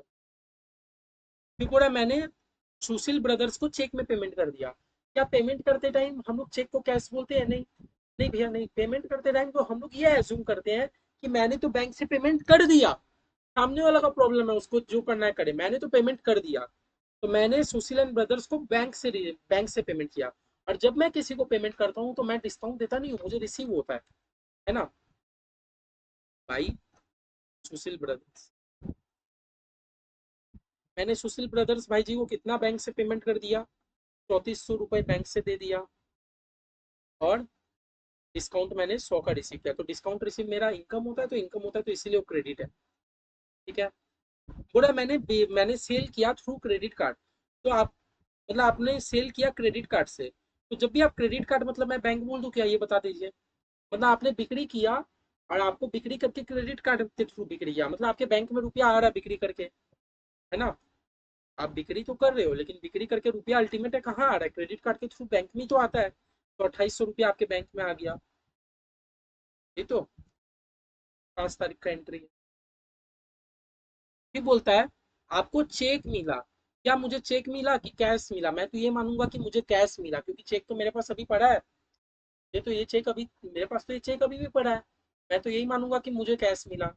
तो मेरे पास कैश मिला, कहाँ से कैश मिला? सृजन से। कितना का कैश मिला मुझे? मुझे तो कैश मिला 6200 का, है ना। मैं तो यही मानूंगा मुझे कैश मिला। यही तो, समझ पा रहे हो? मैं तो यही मानूंगा कि मुझे तो अभी कैश मिला है। ठीक है, क्लियर। अब बोल रहा है इंडोर्स। इंडोर्स मतलब पता है वर्ड क्या होता है? इंडोर्स मतलब होता है कि आपको मिला था और आपने दे दिया। इंडोर्स मतलब ट्रांसफर। आपको कोई चीज मिला था, आपने किसी और को इंडोर्स कर दिया। इंडोर्स का मतलब क्या होता है कि आपको कोई चीज मिला था और आपने वो चीज किसी और को दे दिया। तो ये जो सृजन भाई से मुझे चेक मिला था ना, मैंने ये अदिति को दे दिया। तो ये मत बोलो ना चेक दिया, ये बोलो ना कैश पे टू अदिति, कैश पे टू आदित, ऐसा बोलो ना। ये बोलो तो गलत है क्या? ये मत बोलो ना कि सृजन जी का चेक आपने आदित्य को दिया। नहीं, सृजन से हमें जो भी चेक मिला था वो मैंने कैश मान लिया था। ठीक है, तो कैश मान लिया तो बात खत्म। अब आप ये बोलो ना कि कैश आपने आदित्य को दे दिया। आपने कैश किसको दे दिया? आदित्य को दे दिया भाई। आदित्य, आदित्य को क्या पेमेंट कर दिया? कैश पेमेंट कर दिया ना 6200 का। कर देते हैं। नहीं, बैंक में क्यों रिकॉर्ड करे हो? कैश में पेमेंट किया ना। कैश में नहीं, एक्चुअली आपने चेक दिया, लेकिन हम लोग जब चेक रिसीव किए थे, हम लोग तो चेक को कैश मान लिए थे। तो आप ये बोलो ना कि आप कैश ही दे रहे हो आदित्य को। बस वही कम कर दिया भाई आदित्य, और कैश के साथ 6200 कम कर दिया। देखो, कैश में पहले 6200 आया, फिर कैश में 6200 चला गया, कोई इफेक्ट नहीं। फिर बोला डिपॉजिट इन बैंक। आपने क्या डिपॉजिट किया? बैंक में कैश। एंट्री क्या होगा? Bank account debit to cash. Bank account debit cash 6800, bank account debit to cash. और यहाँ क्या कर देंगे? By bank. जब आप कैश लिखते हो तो आप अमाउंट लिखोगे बैंक में 6800, और जब आप बैंक लिखते हो तो आप अमाउंट लिखोगे कैश में 6800। क्योंकि मेरा ये कॉन्ट्रा एंट्री है, तो दोनों को हम लोग सी सी करके रिजेंबल कर देंगे कि ये हमारा कॉन्ट्रा एंट्री है। ठीक है, कुछ नहीं है, सिंपल सा एंट्री है। बोला रिसीव चेक फ्रॉम अविरल and deposit the same into bank. अच्छा, पूरा मुझे चेक मिला और मैंने बैंक में डिपॉजिट भी कर दिया। मुझे चेक मिला, मैंने बैंक में डिपॉजिट भी कर दिया। तब ये क्यों नौटंकी कर रहे हो कि पहले कैश मिला फिर कैश को डिपॉजिट करेंगे? डायरेक्ट बोलो ना कि आपने बैंक में डिपॉजिट कर दिया। बात समझो। आपको चेक मिला, आपने इंस्टेंटली बैंक में जमा भी कर दिया। तब ये उतना नौटंकी करना अच्छा है क्या कि पहले कैश मिला फिर मैं कैश को पे करूंगा? डायरेक्ट बोलो ना कि मुझे बैंक में आ गया। और जब मुझे रिसीव होता है तो मैं तो डिस्काउंट अलाउड करता हूँ। डिस्काउंट अलाउड करता हूँ तो एक टाइप का खर्चा होता है, तो खर्चा डेबिट होता है। तो किससे मिला मेरा? अविरल से मिला। अविरल टू अविरल। अल्टीमेट में मेरा रुपया कैश में आया कि बैंक में? नहीं, मैं मुझे मिला था डायरेक्टली, मैंने बैंक में जमा भी कर दिया। मतलब मेरे बैंक में 3600 तो आ गए, और मैंने उसको 50 का डिस्काउंट भी दे दिया। 10 तारीख का ट्रांजेक्शन। समझे?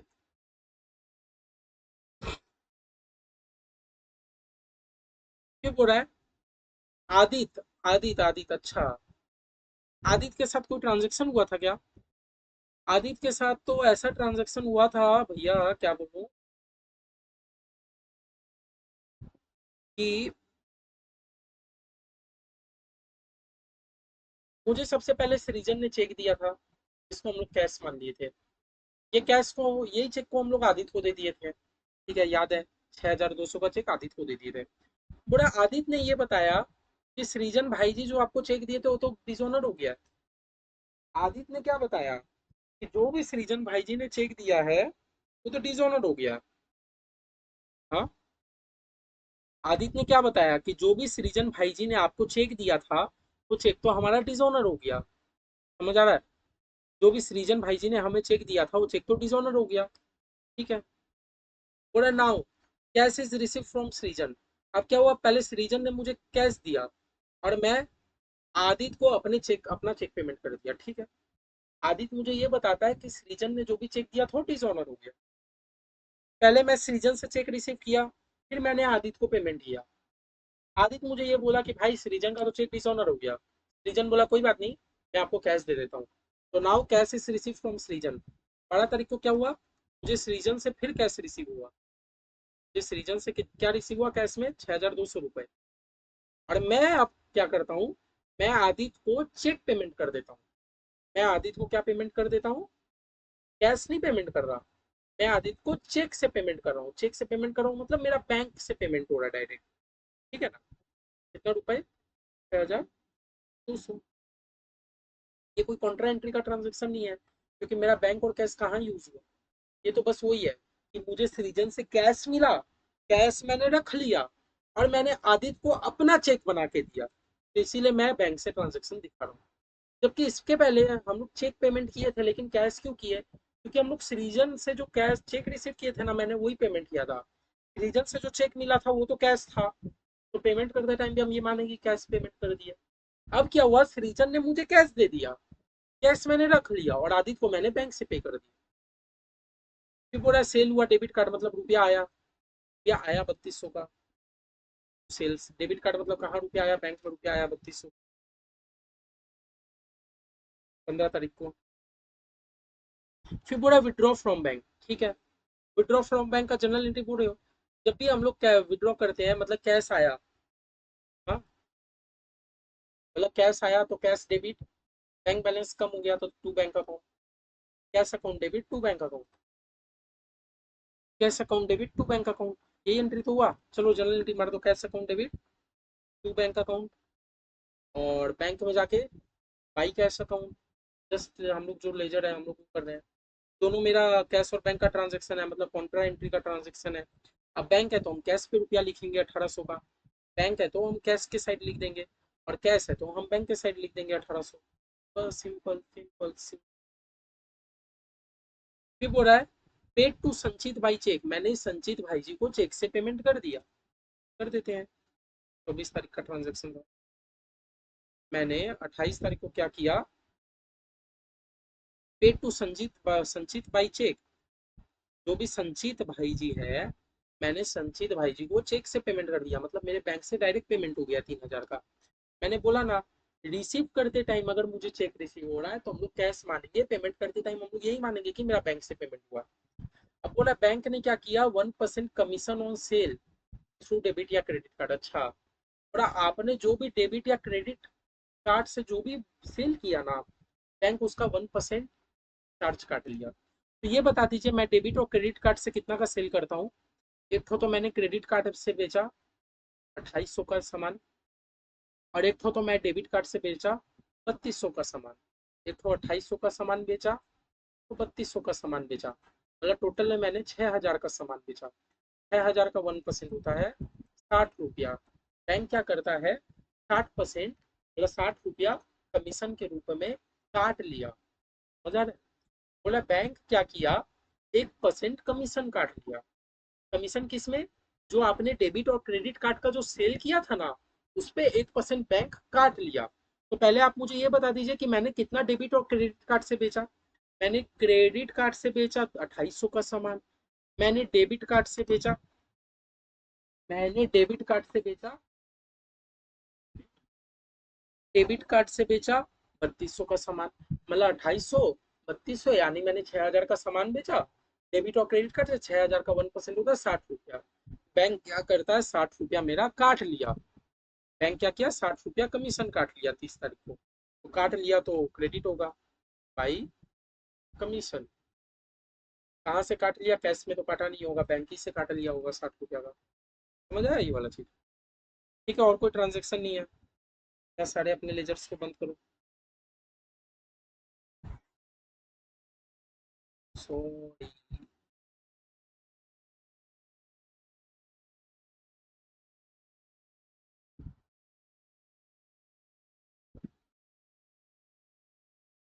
नीचे ना सीढ़ी भी तो।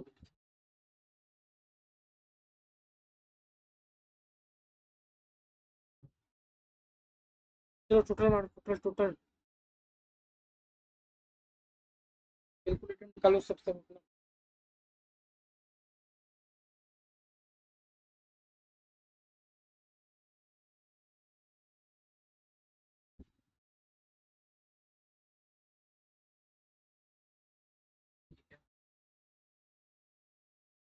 लिया वरना अपनी गलती हो जाएगा। फिर कितना चाहिए यार, 260। इधर देखो,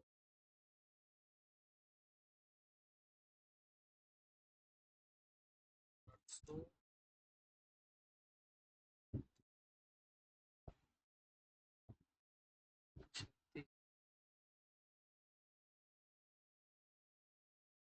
16,400, 16,400। डिस्काउंट को तो हम लोग ऐसे ही लिख देते हैं, इसको हम लोग को कोई सीडी नहीं करना होता, जितना है दोनों साइड उतना उतना बैठा दो। अब मेरा क्या होगा, हम लोग लास्ट दिन क्या कर देंगे, बाई बैलेंस सीडी कर देंगे। आपका जरूरी नहीं आपका इसी साइड कम हो, आपका इस साइड कम हो तो आप इस साइड सीडी करिएगा, उस साइड कम हो तो उस साइड करिएगा। 32,200 में से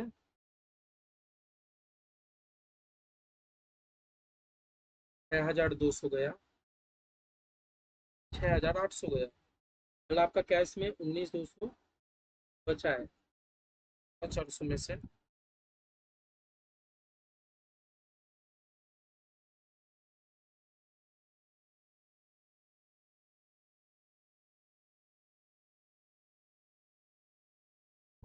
आपका बैंक में 1,440 रुपया बचा। तो ये जो हम लोग सीडी किए, अपने सीडी क्या कर देंगे, 5 हो गया अपनी लेग को, और ये अपने सीडी को क्या कर देंगे, बीडी कर देंगे, ये तो अपने जानते हैं। 19,200, 1,440, 19,200, 1,440। समझ आया। बस मेरा एक ठो क्या सीखने का था, इसमें अपना जो बैलेंस बीडी की है, अपने दोनों साइड बैलेंस बीडी कर दिए। क्यों बीडी कर दिए, क्योंकि मेरे पास कैश पड़ा था, जबकि मेरा जो बैंक बैलेंस था ना, मेरा ऑलरेडी ओवरड्राफ्ट होकर रखा था, मतलब मेरा कर्जा था।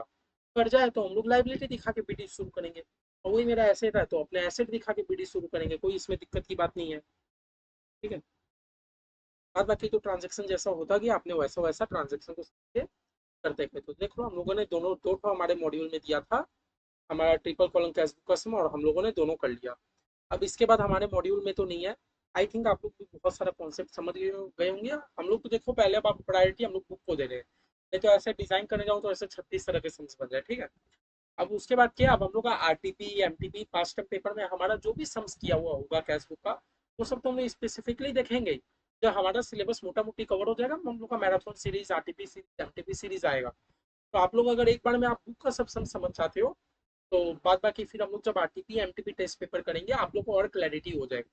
तो आप लोग टेंशन मत लीजिए, आप लोग खाली बुक को फोकस कीजिए। अगर आप लोग को बुक का दो ही सम क्लियर है, देन इट्स वेरी बेटर। तो आगे क्या बोल रहे हैं, रिसीव चेक इज इनटू, ठीक है। तो लेकिन अब आप, मैं आपको एक बात बता दूं, अगर आप डबल कॉलम कैश बुक कर रहे हो, मान लो अगर आप डबल कॉलम कैश बुक बना रहे हो, तो डबल कॉलम कैश बुक हमारा दो तरीके का होता है। एक होता है जिसमें cash and bank transaction record होता है, और एक होता है हमारा कैश एंड डिस्काउंट। हमारे बुक में डबल कॉलम कैश बुक का खाली इसका सम्स दिया है, इसका सम्स नहीं दिया, लेकिन हो सकता है आपको एग्जाम में इसका सम्स दे दे। तो जब दे दे, क्योंकि आपका एक ही में कैश और बैंक दोनों बन रहा है, तो कॉन्ट्रा एंट्री वाला ट्रांजेक्शन को जैसे ट्रिपल कॉलम कैश बुक में कर रहे हैं, वैसे डबल कॉलम कैश बुक में करेंगे। आई थिंक आप लोग इतना समझ गए होंगे। समझ आया। कोई दिक्कत नहीं है। हालांकि जब आप लोग टेस्ट दोगे, तो टेस्ट में मैं आपको, हो सकता है कि डबल कॉलम कैश बुक का क्वेश्चन दे दूँ। ठीक है, देखो हम लोग ट्रिपल कॉलम कैश बुक हमारे बुक्स में जो समझ था हम लोग कर लिए। ठीक है, अब आगे हम लोग पेटी कैश बुक अपना करने जा रहे हैं। हम लोग सिंगल कॉलम सीख गए, डबल कॉलम कैश बुक सीख गए, ट्रिपल कॉलम कैश बुक भी सीख लिया। रिकॉर्डिंग हो रहा बढ़िया से।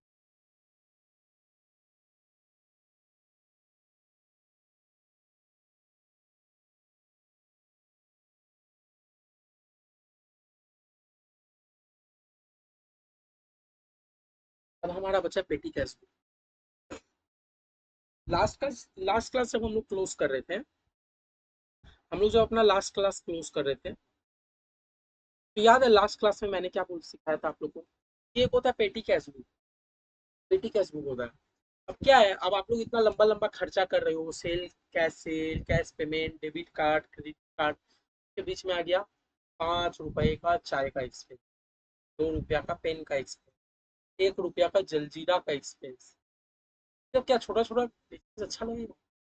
आज मान लो आज रिलायंस का हम लोग अकाउंटिंग कर रहे हैं, रिलायंस में इतना इतना कैश आ रहा है जा रहा है, उसमें 1 रुपया का जलजीरा का खर्चा, 2 रुपया का पेन का खर्चा, 5 रुपया का चाय का खर्चा, तब अच्छा तो नहीं लगेगा। तो इसके लिए हम लोग क्या बोले कि ये जो छोटा छोटा खर्चा है ना, आप कैश बुक में एंटर मत कीजिए। छोटा छोटा खर्चा के लिए आप पेटी कैश बुक ही मेंटेन कीजिए।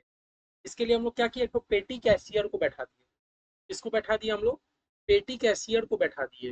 ये पेटी कैशियर का काम है कि ये छोटा मोटा पेटी कैश को रिकॉर्ड करे। हाँ, और हम लोग क्या किए, एग्जाम्पल मान लो स्मॉल, हम लोग इसको टास्क दे दिए कि तुम खाली स्मॉल पेमेंट करते रहो।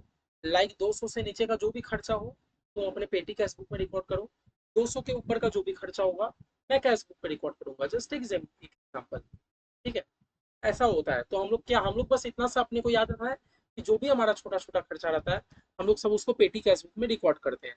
बाद बाकी इसका फॉर्मेट भयंकर हार्ड होता है, हार्ड नहीं होता एक्चुअली, लंबा चौड़ा होता है। ठीक है, कर लेंगे हम लोग, दिक्कत नहीं है। चलो तो हम लोग बना ही लेते हैं ना, बना के अपने खत्म करते हैं, लेकिन बहुत ईजी है। बस आपको कॉपी पेस्ट का काम है, इतना समझ लो, कुछ नहीं है इसमें।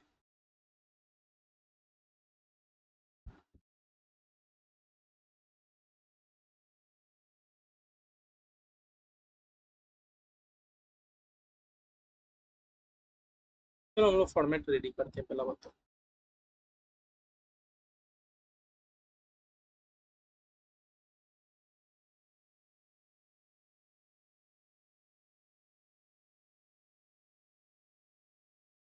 छोटा छोटा खर्चा के लिए हम लोग पेटी कैसे, थोड़ा बड़ा ऐसा कॉलम बना रहे हैं।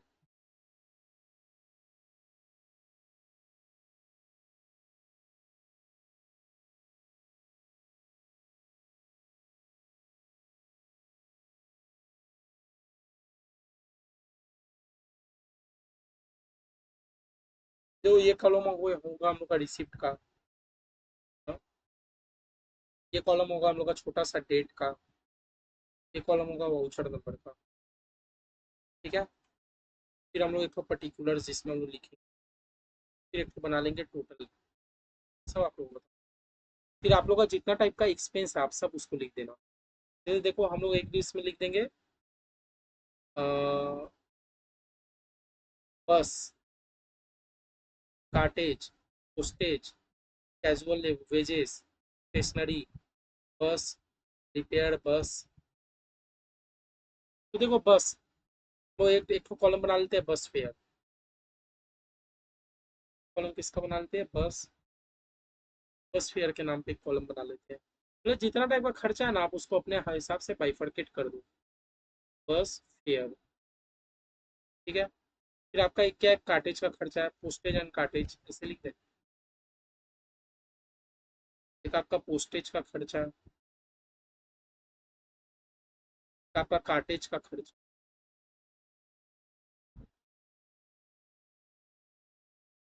छोटा छोटा करके, पेज कार्टेज। ठीक है, फिर आपका एक वेजेस है, स्टेशनरी है, वेजेस है, स्टेशनरी है,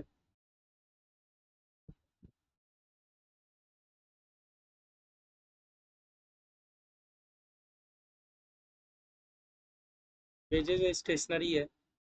ठीक है, फिर आपका एक क्या है, रिपेयर्स, रिपेयर एंड मेंटेनेंस का भी तो एक कॉलम होता है ना, एक कॉलम हम लोग बना लेंगे रिपेयर्स के लिए। तो जितना टाइप का खर्चा होता है ना, इसका एक सेपरेट कॉलम मेंटेन होता है। फिर बस फेयर हो गया, कार्टेज, पोस्टेज, बस, कार्टेज, स्टेशनरी, हमारे स्टेशनरी का बना, हाँ स्टेशनरी बन गया। रिफ्रेशमेंट, रिफ्रेशमेंट को हम लोग इसमें डाल दे, अदर अदर, एक तो अदर। अब ऐसा, अब जो आप लोग, अब देखो अब एग्जाम में मान लो 15 तरह का खर्चा दे रहा है, तो आप 15 तरह का कॉलम तो नहीं बना पाओगे ना। मेन मेन बना के आप बाकी सब अदर में डाल देना बस। हम लोग इतना सही कॉलम बनाए, मेन मेन हम लोग रिकॉर्ड कर लिया, बाद बाकी अब हमारा जो भी होगा हमारा सब अदर में होगा बस। इससे ज़्यादा अपने को फॉर्मेट नहीं टालना। समझ लो यही अपना फॉर्मेट है। ठीक है, यहाँ पर हम लोग क्या रिकॉर्ड करेंगे, रिसिप्ट। हम लोग को जितना भी अमाउंट रिसीव हुआ है यहाँ वो रिकॉर्ड करेंगे। फिर यहाँ अपने डेट रिकॉर्ड करेंगे। यहाँ वाउचर नंबर रिकॉर्ड करेंगे, याद रखना पेटी कैश बुक में voucher number.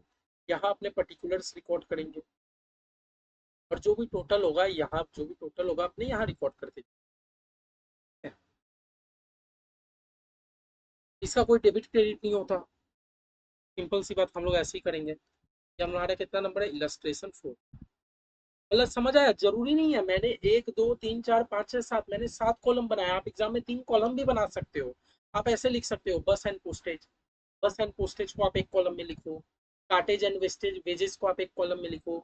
Stationery and repair का खर्चा एक कॉलम में लिखो, आप ऐसे भी कर सकते हो।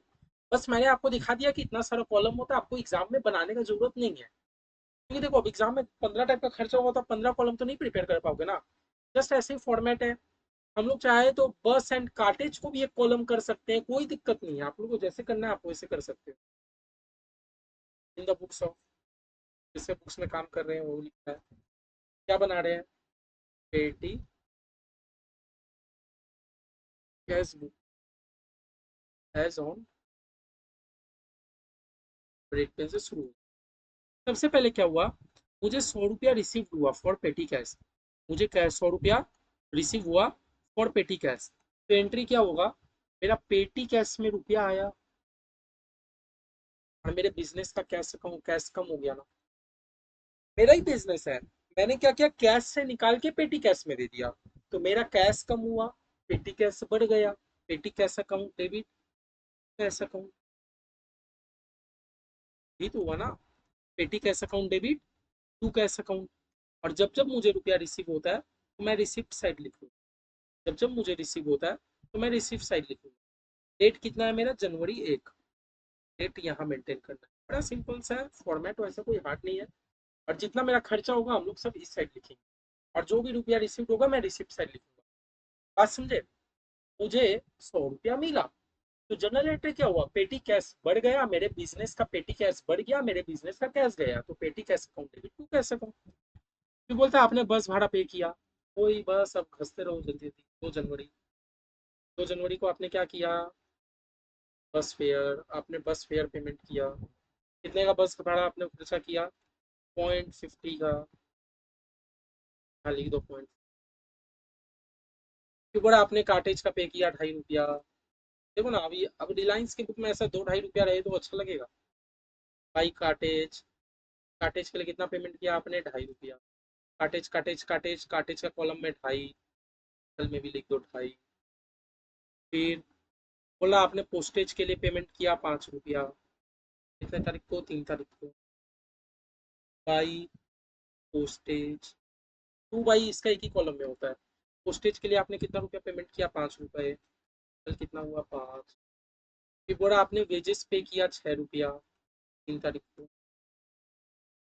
बाई वेजेस, वेजेस के लिए कितना पेमेंट किया, 6 रुपया। Wages side 6, total side 6। बस सीधा सीधा लिखते जाना। स्टेशनरी के लिए 4 रुपया पेमेंट किया 4 तारीख को। बाई स्टेशनरी, स्टेशनरी के लिए कितना रुपया पेमेंट किया आपने, 4 रुपया पेमेंट किया 4 तारीख को। तो स्टेशनरी स्टेशनरी स्टेशनरी, स्टेशनरी के लिए आपने 4 रुपया पेमेंट किया 4 तारीख को। बस ऐसे ही लिखते जाना। फिर बोला आपने बस चार्जेस पेमेंट किया 2 रुपया, तो वही भाई बस फेयर के लिए आपने 2 रुपया पेमेंट किया, टोटल में 2। फिर बोला आपने रिपेयर्स के लिए 15 रुपया पेमेंट किया 5 तारीख को। भाई रिपेयर्स, रिपेयर्स के लिए आपने कितना पेमेंट किया? 15 रुपया। रिपेयर रिपेयर रिपेयर रिपेयर, इस कॉलम में, ये कॉलम में हमारा रिपेयर का 15 रुपया पेमेंट किया। फिर बोल रहा है, फिर आपने बस फेयर पेमेंट किया 1 रुपया का 5 तारीख को। बाई बस फेयर, कल में एक, यहाँ पे एक, ठीक है। फिर बोला आपने काटे 4 रुपया का पेमेंट किया 5 तारीख को। बाई काटेज, 4 रुपया का काटेज किस कॉलम पे है? 1 2 3 4, 4 रुपया का काटेज। फिर बोला आपने 7 रुपया का पोस्टेज पे किया 6 तारीख को।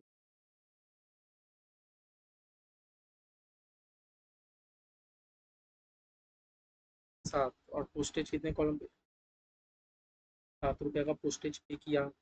फिर बोला आपने बस चार्जेस 3 रुपया का पेमेंट किया। बस फेयर पे किया 3 रुपया का। तीन। फिर बोला आप काटेज पे करते हो 3 रुपया का।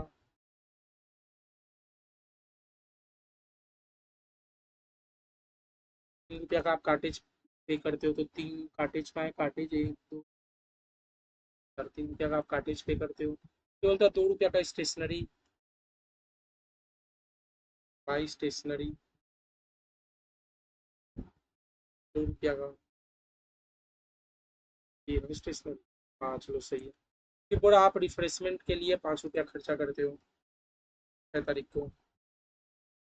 भाई रिफ्रेशमेंट, रिफ्रेशमेंट के लिए हम लोगों ने कोई कॉलम नहीं बनाया था, तो अदर पे हम लोग डाल सकते हैं, कोई दिक्कत की बात नहीं है। आप लोग एग्जाम में भी अदर में डाल सकते हो, क्योंकि आप एग्जाम में ज़्यादा फॉर्मेटिंग नहीं कर पाओगे ना, तो टाइम भी कम रहेगा। कितना फॉर्मेटिंग करोगे, है ना? अब क्योंकि देखो हो गया हमारा, कुछ नहीं है, बस आपको फॉर्मेट बनाना है, और बस उसके बाद आपको टोटल मारते जाना है, टोटल मारते जाना है। रुपया आया तो 2 करके, बच जाए तो बाई करके, वही तो है। हम कैश बुक में भी क्या करते थे, हम लोग सारा डेबिट साइड 2, रुपया आए तो 2, जाए तो बाई। हमें एक ही बार रुपया रिसीव हुआ तो पैसे, कितना बार जा रहा है, बाई बाई बाई बाई, बस मारते जाओ। लेकिन फॉर्मेट थोड़ा सा याद रखना है, रिसीव डेट, वाउचर नंबर। अच्छा वाउचर नंबर क्या होता है? आपको सब में ना वाउचर लिख देना होता है, पहला, दूसरा, तीसरा, चौथा, पांचवा, छठा, सातवां, आठवां, नौवां, 10वां, 11, 12, 13, 14। 14 वाउचर है, 14 ट्रांजेक्शन का 14 वाउचर, 14 ट्रांजेक्शन का 14 वाउचर। क्यों वाउचर नंबर? देखो आप बिजनेस कर रहे हो, आप पेटी कैश बुक ऐसे ही खुला तो आप नहीं मेंटेन करोगे ना। एक तो वाउचर नंबर तो आपका सेट होगा ना पेटी कैश में, मतलब वाउचर नंबर वाइज नंबर तो जाएगा ना, इसीलिए लेजर लेजर फोलियो में आपको कुछ नहीं लिखना, खाली कॉन्ट्रा को छोड़िए, सी सी जब भी कॉन्ट्रा एंट्री हो। लेकिन पेटी कैश बुक में मेरा एडवाइस है कि आप लोग वाउचर नंबर 1 2 3 करके लिखाओ। ऐसे ट्रांजेक्शन देगा नहीं, आप लोग लिखाना, आप लोग के लिए ज्यादा बेटर। अब देखो हम लोग ये करते हैं, सबको क्लोज करते हैं पहले अपन। लेकिन याद रखना, सब बंद होगा, मेरा टोटल कॉलम अभी बंद नहीं होगा। क्यों? रीजन बताता हूँ। पहले आप सबको ये जो छोटा छोटा साइड में इतना सारा अकाउंट बनाया था ना, उसका पहले टोटल कर लो। बस फेयर का 5.50, 5.5, 6.5, 7.7, 8.5, 9.5, 10.5, 11.5, मेरा बस फेयर के नाम पे 11.5 रुपया। ठीक है? यहाँ कितना रुपया है? पोस्टेज के नाम पे 7 रुपया है खाली। इस कार्टेज के नाम पे कितना रुपया? 2.5, 4 5 7 8 9, 9.5 रुपया। अच्छा मेरा इस पे वेजेस के नाम पे 6 रुपया है।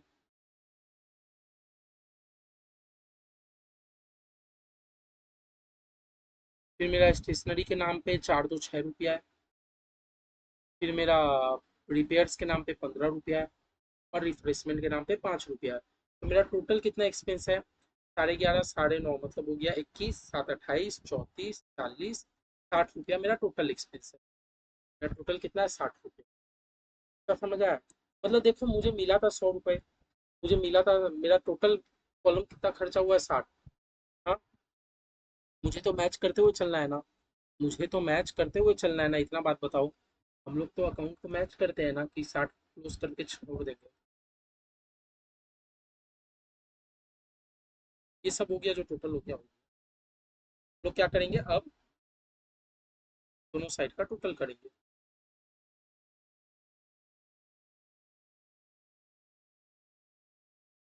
इस साइड मेरे को रिसीव कितना हुआ था, मुझे इस साइड जो मेरा है रिसीव मुझे हुआ था 100 रुपये, तो इसको भी 100 रुपये लाना है, लाना है ना। तो हम लोग का एंट्री कितने महीना को हो रहा था, जनवरी को, तो 31 जनवरी को बाई बैलेंस सीडी, सीडी लाने के लिए मैं 40 रुपया सीडी डाल दूंगा तो हो गया ना 100। अभी सीडी मेरा फरवरी 1, फरवरी 1 को क्या बन जाएगा, टू बैलेंस बीडी, जो सीडी बीडी लिखना है यहाँ ही लिखो, क्योंकि मेरा सीडी हुआ है यहाँ, तो बीडी मेरा यहाँ होगा, आया ना। सीडी हुआ है मेरा यहाँ, बीडी होगा मेरा यहाँ। ये बात क्लियर है आप लोग को?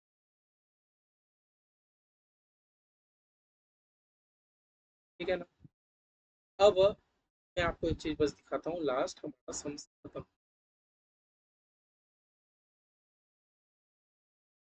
हम जब क्वेश्चन कर रहे थे ना, हमें क्वेश्चन में एक चीज आपको मेंशन किया गया था कि, मैं आपको इग्नोर करा दिया, इंप्रेस सिस्टम। जब भी आपको कैश फ्लो बोलते हैं ना कि आप इंटरेस्ट सिस्टम के हिसाब से पेटी कैश बुक बोलते हैं, इंटरेस्ट सिस्टम का मतलब क्या होता है कि कुछ भी हो जाए हम लोग को हर महीना 100 रुपया तो मेंटेन करना ही, कुछ भी हो जाए हर महीना के शुरुआत दिन मेरे पास 100 रुपया रहना चाहिए। जब भी बात बोले इम्प्रेस्ड सिस्टम में बनाऊ, इम्प्रेस्ड, इम्प्रेस सिस्टम का मतलब कि भाई मेरे हाथ में हर महीना का शुरुआत में 100 रुपया रहना ही चाहिए। इस महीने के शुरुआत के आपके हाथ में कितना बचा, 40 रुपए, तो हम नहीं जानते, बचा कुछ आप अपने कैश से लाओ, लेकिन मेरे हाथ में 100 रुपया होना चाहिए। तो टू टू कैश 1 फरवरी को 60 रुपया डाल देंगे, तो देखो 60 40 100 रुपया का मेरा हिसाब आ गया। गया? हाँ, मजा। इम्प्रेस सिस्टम का मतलब यही होता है कि मेरा हर वक्त मेरे हाथ में कितना रुपया होना चाहिए, 100 रुपया होना ही चाहिए। तो महीना खत्म हुआ, महीना के बाद हम लोग सीडी का बीडी किए और हम लोग 60 रुपया ऐड कर दिए, क्यों, मेरा सीडी था 40 तो मेरा बीडी भी होगा 40, मतलब 60 रुपया मेरा खर्च हो चुका है, ये देखो ना, टोटल में 60 रुपया तो खर्च हो चुका है। तो हम लोग 60 रुपया को ला के हम लोग 100 रुपया मेंटेन कर लिए। जब भी आपको इंटरेस्ट इम्प्रेस सिस्टम में कैश बनाने बोले, आपको इस तरह करके जाना होगा। अगर जब आपको इम्प्रेस सिस्टम से ना बोले बनाने, तो आप खाली सीडी का बीडी करके छोड़ सकते हैं, कोई दिक्कत की बात नहीं। तो पेटी कैशबुक बनाना सीखे। पेटी कैशबुक मतलब जिसमें वो छोटा छोटा एक्सपेंस रिकॉर्ड करते हैं, बड़ा सिंपल अपना फॉर्मेट है, कुछ नहीं है। Receipt, date, voucher number, voucher number में कुछ नहीं करना, पहले आप सारा एंट्री मान लेना 1 2 3 4 करके वाउचर नंबर अपने आप लगा देना। Receipt, date, voucher number, particular, जो भी टू होगा, बाई होगा, सब एक ही पर्टिकुलर में जाएगा। खाली जब जब रुपया आया होगा रिसिप्ट साइड रिकॉर्ड करेंगे, जब जब गया होगा किस हेड में गया होगा वहां रिकॉर्ड करके टोटल कर देंगे। तो सा बात है। तो आप लोग को जरूरी नहीं है कि आपको इतना सारा फॉर्मेट बनाना है। आप बस एंड पोस्टेज का एक फॉर्मेट कर सकते हो, पोस्टेज एंड कार्टेज का एक फॉर्मेट कर सकते हो, कोई दिक्कत नहीं है। आपको जितना कॉलम बनाना है ये आपके ऊपर डिपेंड करता है, आपके ऊपर डिपेंड करता है आपको कैसा फॉर्मेट प्रेजेंट करना है एग्जाम में, उसके ऊपर डिपेंड करता है। सब हो जाने के बाद हम लोग जो इतना सारा खर्चा का हेड बनाए थे उसको टोटल करके बंद कर देंगे। जबकि यहाँ का टोटल 60 है, यहाँ का टोटल 100 है। मैच करने के लिए 40 रुपया अपने को सीडी ऐड करना होगा, सीडी का कर दिए बीडी, जैसे हम लोग करते आते हैं। क्योंकि मेरे को क्वेश्चन में इम्प्रेस सिस्टम बोला है। इम्प्रेस का मतलब क्या है कि मेरे को कुछ भी हो जाए, साल का महीना का शुरुआत का 100 रुपया तो पेटी कैशबुक में रहना ही चाहिए। इम्प्रेस मतलब ये होता है कि आपका 100 रुपया मेंटेन होना चाहिए। हो सकता है आपको एग्जाम में 500 दे दे, तो आपको 500 मेंटेन होना चाहिए। जितना नहीं मेंटेन हो रहा उसको हम लोग टू कैशबुक के एडजस्ट करा देंगे। ठीक है, हो गया हमारा, हो गया। ठीक है? अब ये देखो ना, ये क्वेश्चन में क्या किया है, एक तो उसी का जनरल एंट्री मार दिया, तो हम लोग जनरल एंट्री नहीं कर देंगे, हम लोग जनरल एंट्री नहीं कर देंगे। ये क्या हो गया, आपका सारा खर्चा डेबिट हो गया, conveyance, cartage, stationery to petty cash book, है ना। सारा खर्चा क्या होता है, खर्चा तो हमारा डेबिट होता है। और मैंने पेटी कैश में खर्चा किया, तो खर्चा किया मतलब कैश गया तो क्रेडिट। पूरी बस हर एक हेड को डेबिट कर दिया और टू पेटी कैश बुक कर दिया, बस और कुछ नहीं। और 60 रुपया हमने ऐड किया तो मेरे पेटी बैच में रुपया आया, 60 रुपया गया। अलग से ये अकाउंट बनाने का कोई जरूरत है। समझ आया,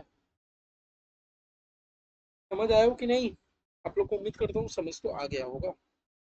नॉर्मल जनरलिटी, ये तो हमारा ट्रिपल कॉलम कैशबुक का हो गया, बड़ा इजी चैप्टर है ये। हमारा एक तो प्रैक्टिकल सबसे हमें एक तो पेटी कैशबुक बनाने बोला है, बना लेते हैं। अब देखो ये आपको पूरा कॉलमनर पेटी कैशबुक बनाने को बोला है। आपको ये बोला कॉलमनर पेटी कैश बुक बनाने। कॉलमनर जब आपको पेटी कैश बुक बनाने बोलता है तो हम लोग इस तरह रिसीप्ट और पेमेंट करके हम लोग दिखाते हैं। जब भी आपको बोले कॉलमनर बनाने, कॉलमनर पेटी कैश बुक में हम लोग अलग से रिसिप्ट अलग से पेमेंट दिखाते हैं, है ना, और अमाउंट जैसे हम लोग दिखाते हैं। मतलब इस, अगर आपको कोई फॉर्मेट नहीं बोले तो आप नॉर्मल आप इस तरह बना दोगे, रिसीप्ट डेट, पहले रिसीप्ट फिर डेट। जब आपको कॉलमनर बोला है तो आप एक लेजर बनाओगे, लेजर बनाने के बाद खर्चा का बहुत सारा हेड बना दोगे। कुछ नहीं है, देखो ना, प्रॉपर एक रिसिप्ट है, मतलब लेजर है, date, receipt, amount, date, payment, और किस किस हेड पे आप खर्चा किए। ठीक है, हम लोग बनाते हैं ऐसे। ठीक है, ये याद रखना कॉलमनर। और इसके पहले हम लोग जो सम्स किए थे उसमें कुछ नहीं बोला था कॉलमनर बनाओ कि किस तरह बनाओ। जब नहीं बोला तो आपको इस टाइप का बनाना है, receipt, date, number, particular, total, और जितने टाइप का खर्चा होता है।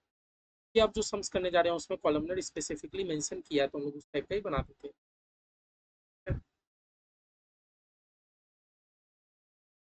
देखो कॉलमनर का फॉर्मेट,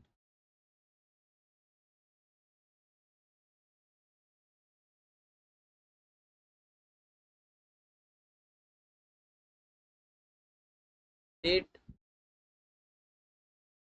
कितना अमाउंट, डेट, यहाँ रिसीप्ट, कितना अमाउंट रिसीप्ट हुआ ये लिखेंगे। इसका, इसमें कोई आपको वाउचर नंबर नहीं बनाना है। हम लोग लिखेंगे डेट, कितना रुपया आपने पेमेंट किया, नहीं मतलब क्या चीज़ के लिए पेमेंट किया, और अमाउंट। ठीक है। अब यहाँ पेमेंट का बाइफर्केशन हम लोग दे देंगे, किस किस एरिया पे हम लोग पेमेंट करते हैं। हम लोग स्टेशनरी पे पेमेंट करते हैं तो एक कॉलम हो गया हमारा स्टेशनरी। फिर हम लोग रिपेयर ट्रैवलिंग पे खर्चा करते हैं, रिपेयर, ट्रैवलिंग। फिर हम लोग किस पे खर्चा करते हैं, स्टेशनरी, रिपेयर, ट्रैवलिंग में, मिसलेनियस एक्सपेंस हो गया हमारा। बस फॉर्मेट खत्म। तो हमारा फॉर्मेट कैसा रहा ये हमारा रहा डेट। इस साइड हम लोग रिसिप्ट करते हैं, जब भी आपको कॉलमनर कैश बुक मिले तो आप इस तरह बनाओ, एक तो पेमेंट, ये तो डेट हो गया, मतलब कुछ नहीं। और यह हो गया आपका, आपको शॉर्ट फॉर्म कहीं पर भी यूज नहीं करना है, इतना मतलब ध्यान। तो एग्जाम में जरूर ध्यान दीजिएगा, कॉलमनर बोला कि कैसा और किस किस एरिया पे अपना खर्चा हो रहा था। एक तो था हमारा स्टेशनरी का खर्चा, बस यहाँ खर्चा का डिटेल वाइज दे देना। एक तो हमारा खर्चा हो रहा है रिपेयर्स में, खर्चा हो रहा है। एक तो हमारा खर्चा हो रहा है ट्रैवलिंग पे। एक तो हमारा खर्चा हो रहा है मिसलेनियस एक्सपेंस पे। बस खर्चा का हम डिटेल दे देंगे। हो सकता है इसमें भी आपका बहुत सारा खर्चा रहे, इसमें तो 4 ही है। अगर बहुत सारा हो तो आप स्टेशनरी एंड रिपेयर को आप एक हेड में डाल के दिखा सकते हो, कोई दिक्कत की बात नहीं है। ये हमारा क्या है, प्रैक्टिकल क्वेश्चन 1। अच्छा, इम्प्रेस सिस्टम में बनाने बोला है कि नहीं, पूरा ऑन द इम्प्रेस सिस्टम। तो जब भी आपको इम्प्रेस सिस्टम में बनाने बोले और पूरा इम्प्रेस्ड अमाउंट है 500, मतलब हर बार खर्च करने के बाद आपको 500 रुपया तो इसमें मेंटेन करना ही है। हर बार खर्च करने के बाद आपको इसमें 500 रुपये तो मेंटेन करना ही है। ठीक है, यहाँ यही लिख देंगे, इन द बुक्स ऑफ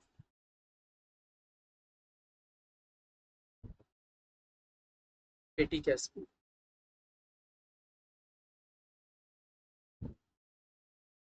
क्योंकि आपको कॉलमनार बोला है तो आप कॉलमनार पेटी कैश बुक आप ऐसे नाम दे दो। आपको क्वेश्चन जैसा बोला आप वैसा कर दो, आपको कॉलमनार पेटी कैश बुक बनाने बोला, हम लोग कॉलमनार पेटी कैश बुक नाम लिख दिए। अब हो रहा है, देखो हम लोग शुरू करते हैं। हाँ, हो रहा है 7 सितंबर को, 7 सितंबर को हमारे हैंड में इतना रुपया है। 7 सितंबर को हैंड में इतना रुपया है, तो टू बैलेंस बीडी के नहीं, ये बताइए, है ना। September 7 को कितना रुपया है हमारे हैंड में। बीडी मतलब कि मेरे पास है, मेरे पास इतना कैश ऑलरेडी पड़ा, 134.90। अब बोला है receive cash reimbursement to make up the interest. अच्छा, आपको हर बार कितना रुपया मेंटेन करना है, 500 मेंटेन करना है ना, 500 में से 134 है, बचा कुछ आपको कैश में मिला, है ना। बचा कुछ आपको किस में मिला, रिसीव हुआ ना कैश में। क्यों रिसीव हुआ, क्योंकि इम्प्रेस सिस्टम है, 500 रुपया तो मेंटेन करना है, 365.1। अब ये दोनों को प्लस करके देखो, पूरा 500 हो गया। जब भी इम्प्रेस सिस्टम बोले, इम्प्रेस सिस्टम मतलब कि आपको 500 तो मेंटेन करना ही है, क्वेश्चन जितना बोल दे। लास्ट में कुछ नहीं बोला था तो ओपनिंग बैलेंस तो मेंटेन करना ही है, ऐसा अपने लोग समझे थे। ठीक है। तो 134 जो आपके पास शुरू में बैलेंस बीडी, 365 आपको कैश में रिसीव हुआ। अब आपने क्या किया, खर्चा करना शुरू किया। आपने खर्चा करना शुरू किया। सितंबर का, सितंबर महीना चल रहा है ना, 7 तारीख को आपने स्टेशनरी में इतना रुपया खर्च किया। बस वही बाई स्टेशनरी, स्टेशनरी पे कितना रुपया खर्चा किया आपने, स्टेशनरी, स्टेशनरी पे 49.8, तो स्टेशनरी में जाके 49.8 लिख दो, और यहाँ पेमेंट का अमाउंट में भी 49.8 लिख दो। फिर आपने रिपेयर्स में कितना खर्चा किया, रिपेयर से कितना खर्च किया, 156.7, और यहाँ अमाउंट पे भी कितना लिख दो, 156.7। ये छोड़ दिया आपने। मिसलेनियस एक्सपेंस से कितना खर्चा किया भाई, मिसलेनियस एक्सपेंस, मिसलेनियस एक्सपेंस के नाम पे 20.90 रुपया खर्चा किया, और यहाँ पर भी कितना लिख दो, 20.90। फिर बोल रहा आपने ट्रैवलिंग पे 68.50 खर्चा किया भाई, ट्रैवलिंग, ट्रैवलिंग पे आपने 68.50 रुपया खर्चा किया, तो हम लोग यहाँ भी क्या कर देंगे, 68.50 रुपया। फिर बोला आपने स्टेशनरी पे 71.40 खर्चा किया, वही बाई स्टेशनरी, स्टेशनरी पे आपने 71.40 खर्चा किया, यहाँ पर भी क्या हो जाएगा, 71.40। तो वो एग्जाम में आ जाए तो फॉर्मेट थोड़ा हार्ड है, लेकिन समझ ईजी है, मैं ये मानता हूँ। ठीक है, नंबर है। फिर मिसलेनियस एक्सपेंस में आपने खर्च किया, और फॉर्मेट का भी क्या, आप 2-3 बार करोगे आपको फॉर्मेट एकदम दिमाग में बैठ जाएगा। 6.30 टेस्ट सीरीज है ना, टेस्ट सीरीज जब दोगे देखना, फिर आपको फॉर्मेट हाथ में बैठ जाएगा। रिपेयर में आपने 48.3 खर्चा किया।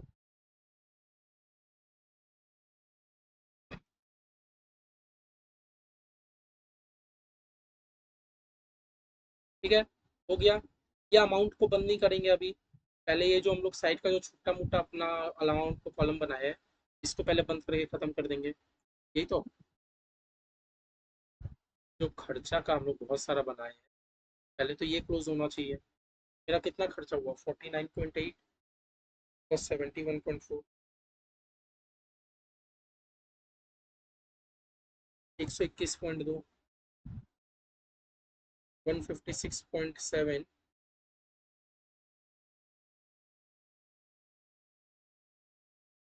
प्लस 48.3, ये हो गया 205, 60.5, ये हो गया 20.9 प्लस 6.3, 27.2।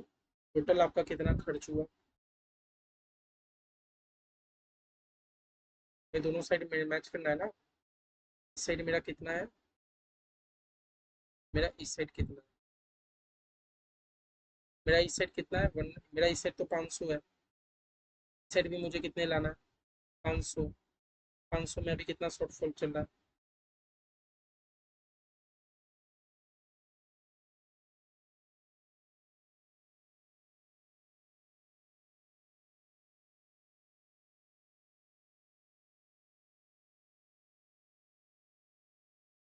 मेरा 78.1 रुपया सी डी चल रहा है, बाई बैलेंस सी डी 78.1।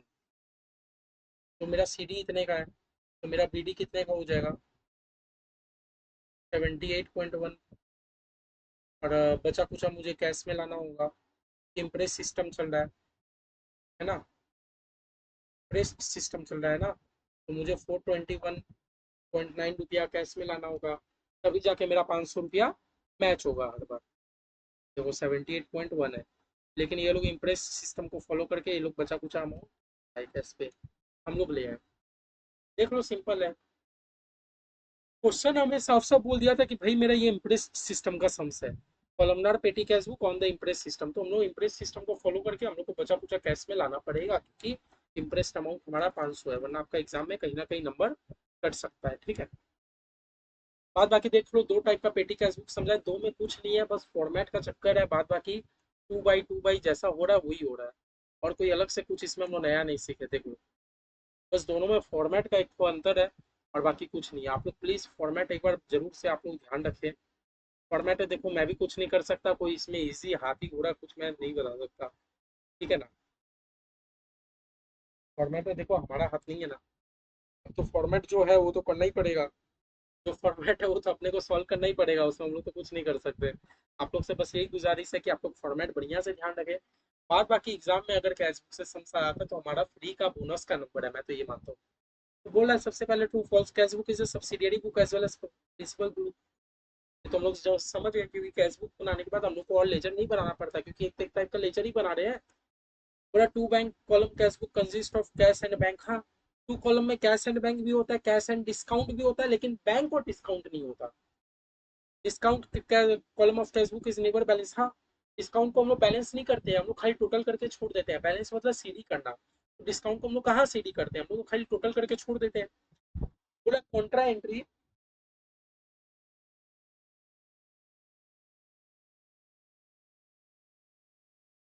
पूरा contra entry is passed in a two column cash book. हाँ, कॉन्ट्रा एंट्री हमारा टू कॉलम कैश बुक में भी हो सकता है।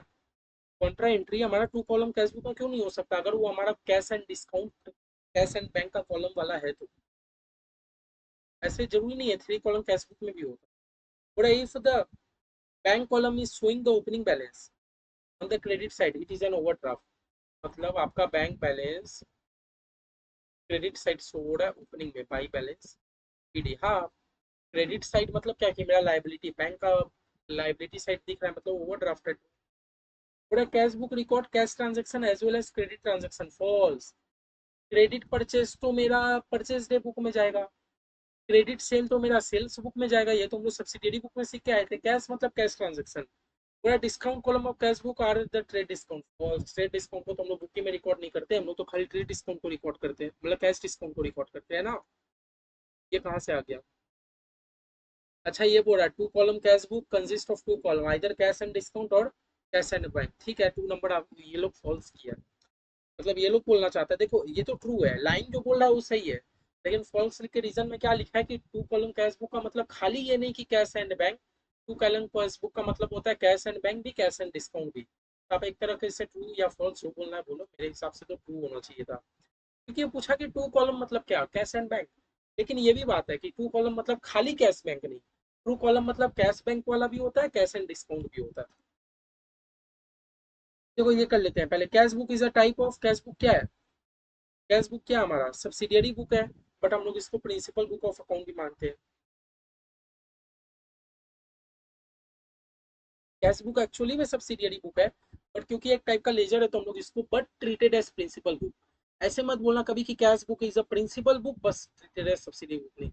सबसे पहले कैश बुक हमारा एक सब्सिडियरी बुक है, बट हम लोग लेजर उसका लेजर ही बना रहे हैं, तो हम लोग एक तरीके से उसको प्रिंसिपल बुक भी ट्रीट कर दे रहे हैं। बड़ा which of the following is not a column of three column cash book. Three column cash book है भैया, कैश होता है बैंक होता है नहीं, पेटी कैश का तो एक अलग से होता है, थ्री कॉलम कहाँ से आ गया। बोला कॉन्ट्रा एंट्री कब हम लोग पास करते हैं, कॉन्ट्रा एंट्री हम लोग कब पास करते हैं, जब double column cash book prepare करते हैं कि थ्री कॉलम।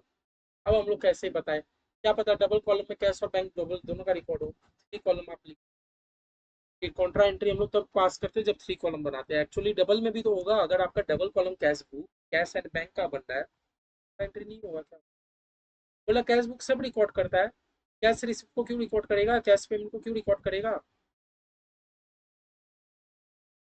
हाँ, कैश रिसिप्ट भी रिकॉर्ड करेगा, कैश रिसिप्ट पेमेंट भी रिकॉर्ड करेगा, तो all cash receipt and payment को रिकॉर्ड करेगा। बोला बैलेंस इन द केस पेटी कैश बुक। बोला जो भी आपका पेटी कैश बुक में बैलेंस बचा, मान लो हम लोग ये पेटी कैश बुक बनाए, नहीं तो ट्रिपल कॉलम कैश बुक है, मान लो ये पेटी कैश बुक बनाए, बनाए ना। तो पेटी कैश बुक में जो भी हमारा बैलेंस बचा, बैलेंस मतलब क्या कि 60 खर्चा हो गया था, बैलेंस 40 रुपया बचा है ना। तो बैलेंस इज एन एसेट, ये एक टाइप का एसेट ही है ना। जो हमारा पेटी कैश बुक में बैलेंस बचा, तो बैलेंस तो हमारा एसेट है, क्योंकि देखो 60 तो खर्चा हो गया था, बैलेंस जो 40 रुपया है तो मेरा संपत्ति है ना, एक टाइप का हमारे ऑर्गेनाइजेशन में बच गया, संपत्ति है। और एक्सपेंस किसको बोलेंगे, जो ये 60 रुपया का खर्च हुआ ये तो एक्सपेंस है, 40 तो मेरा बचा है। ये बचा है तभी तो देखो ना ओपनिंग बैलेंस पे चला गया। बोला अगर राम कैश बुक में सोल्ड किया तो एंट्री कहाँ रिकॉर्ड होगा, हाँ अगर कैश में सोल्ड किया तो कैश बुक में रिकॉर्ड होगा, अगर वो क्रेडिट में सोल्ड करता तो सेल्स बुक में रिकॉर्ड होता। What are the total of discount column of debit side of the cash book? The total of हाँ recording cash discount deducted by when paying their account is posted to them. Total of discount column of debit side of the cash book. हम लोग debit side discount allowed record करते हैं, का total आ गया मान लो 100 रुपया। Recording cash discount deducted by customer when paying their account is posted to the.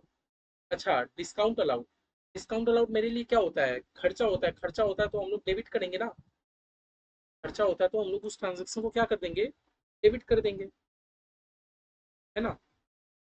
Simple सी बात है। जो भी मेरा खर्चा हुआ discount, total of debit side मेरा कौन सा डिस्काउंट रिकॉर्ड होता है, डिस्काउंट अलाउड। डिस्काउंट अलाउड मेरा डेबिट होता है। जब हम लोग पे करने जाएंगे, जब कस्टमर लोग मेरे को पे कर देगा, या डिस्काउंट अलाउड तो डेबिट होता है, हम लोग डेबिट साइड कर देंगे डिस्काउंट अलाउड का। ठीक है। बाद बाकी देखो हम लोग सब कर लिए, ट्रू फॉल्स एमसीक्यू कर लिए, जितना समझता हम लोग मोटा मोटा एक बार प्रैक्टिस कर लिए। ठीक है। अब बात बाकी देखो कैश बुक में कुछ नहीं है, बस दिमाग लगाने का चीज है, कहाँ डेबिट कहाँ जाएगा नहीं जाएगा, बस एक नॉर्मल सा पोस्टिंग है। बस आप लोग का क्या काम है, एक तो फॉर्मेट को बढ़िया से ध्यान रखना।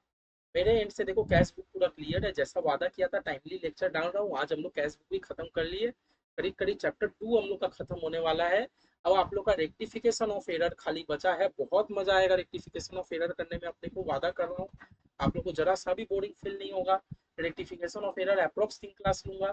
3 क्लास लेने के बाद तो फिर हम लोग जल्दी जल्दी B R S depreciation inventory, कितना बढ़िया बढ़िया अब चैप्टर हम लोग का आने वाला है।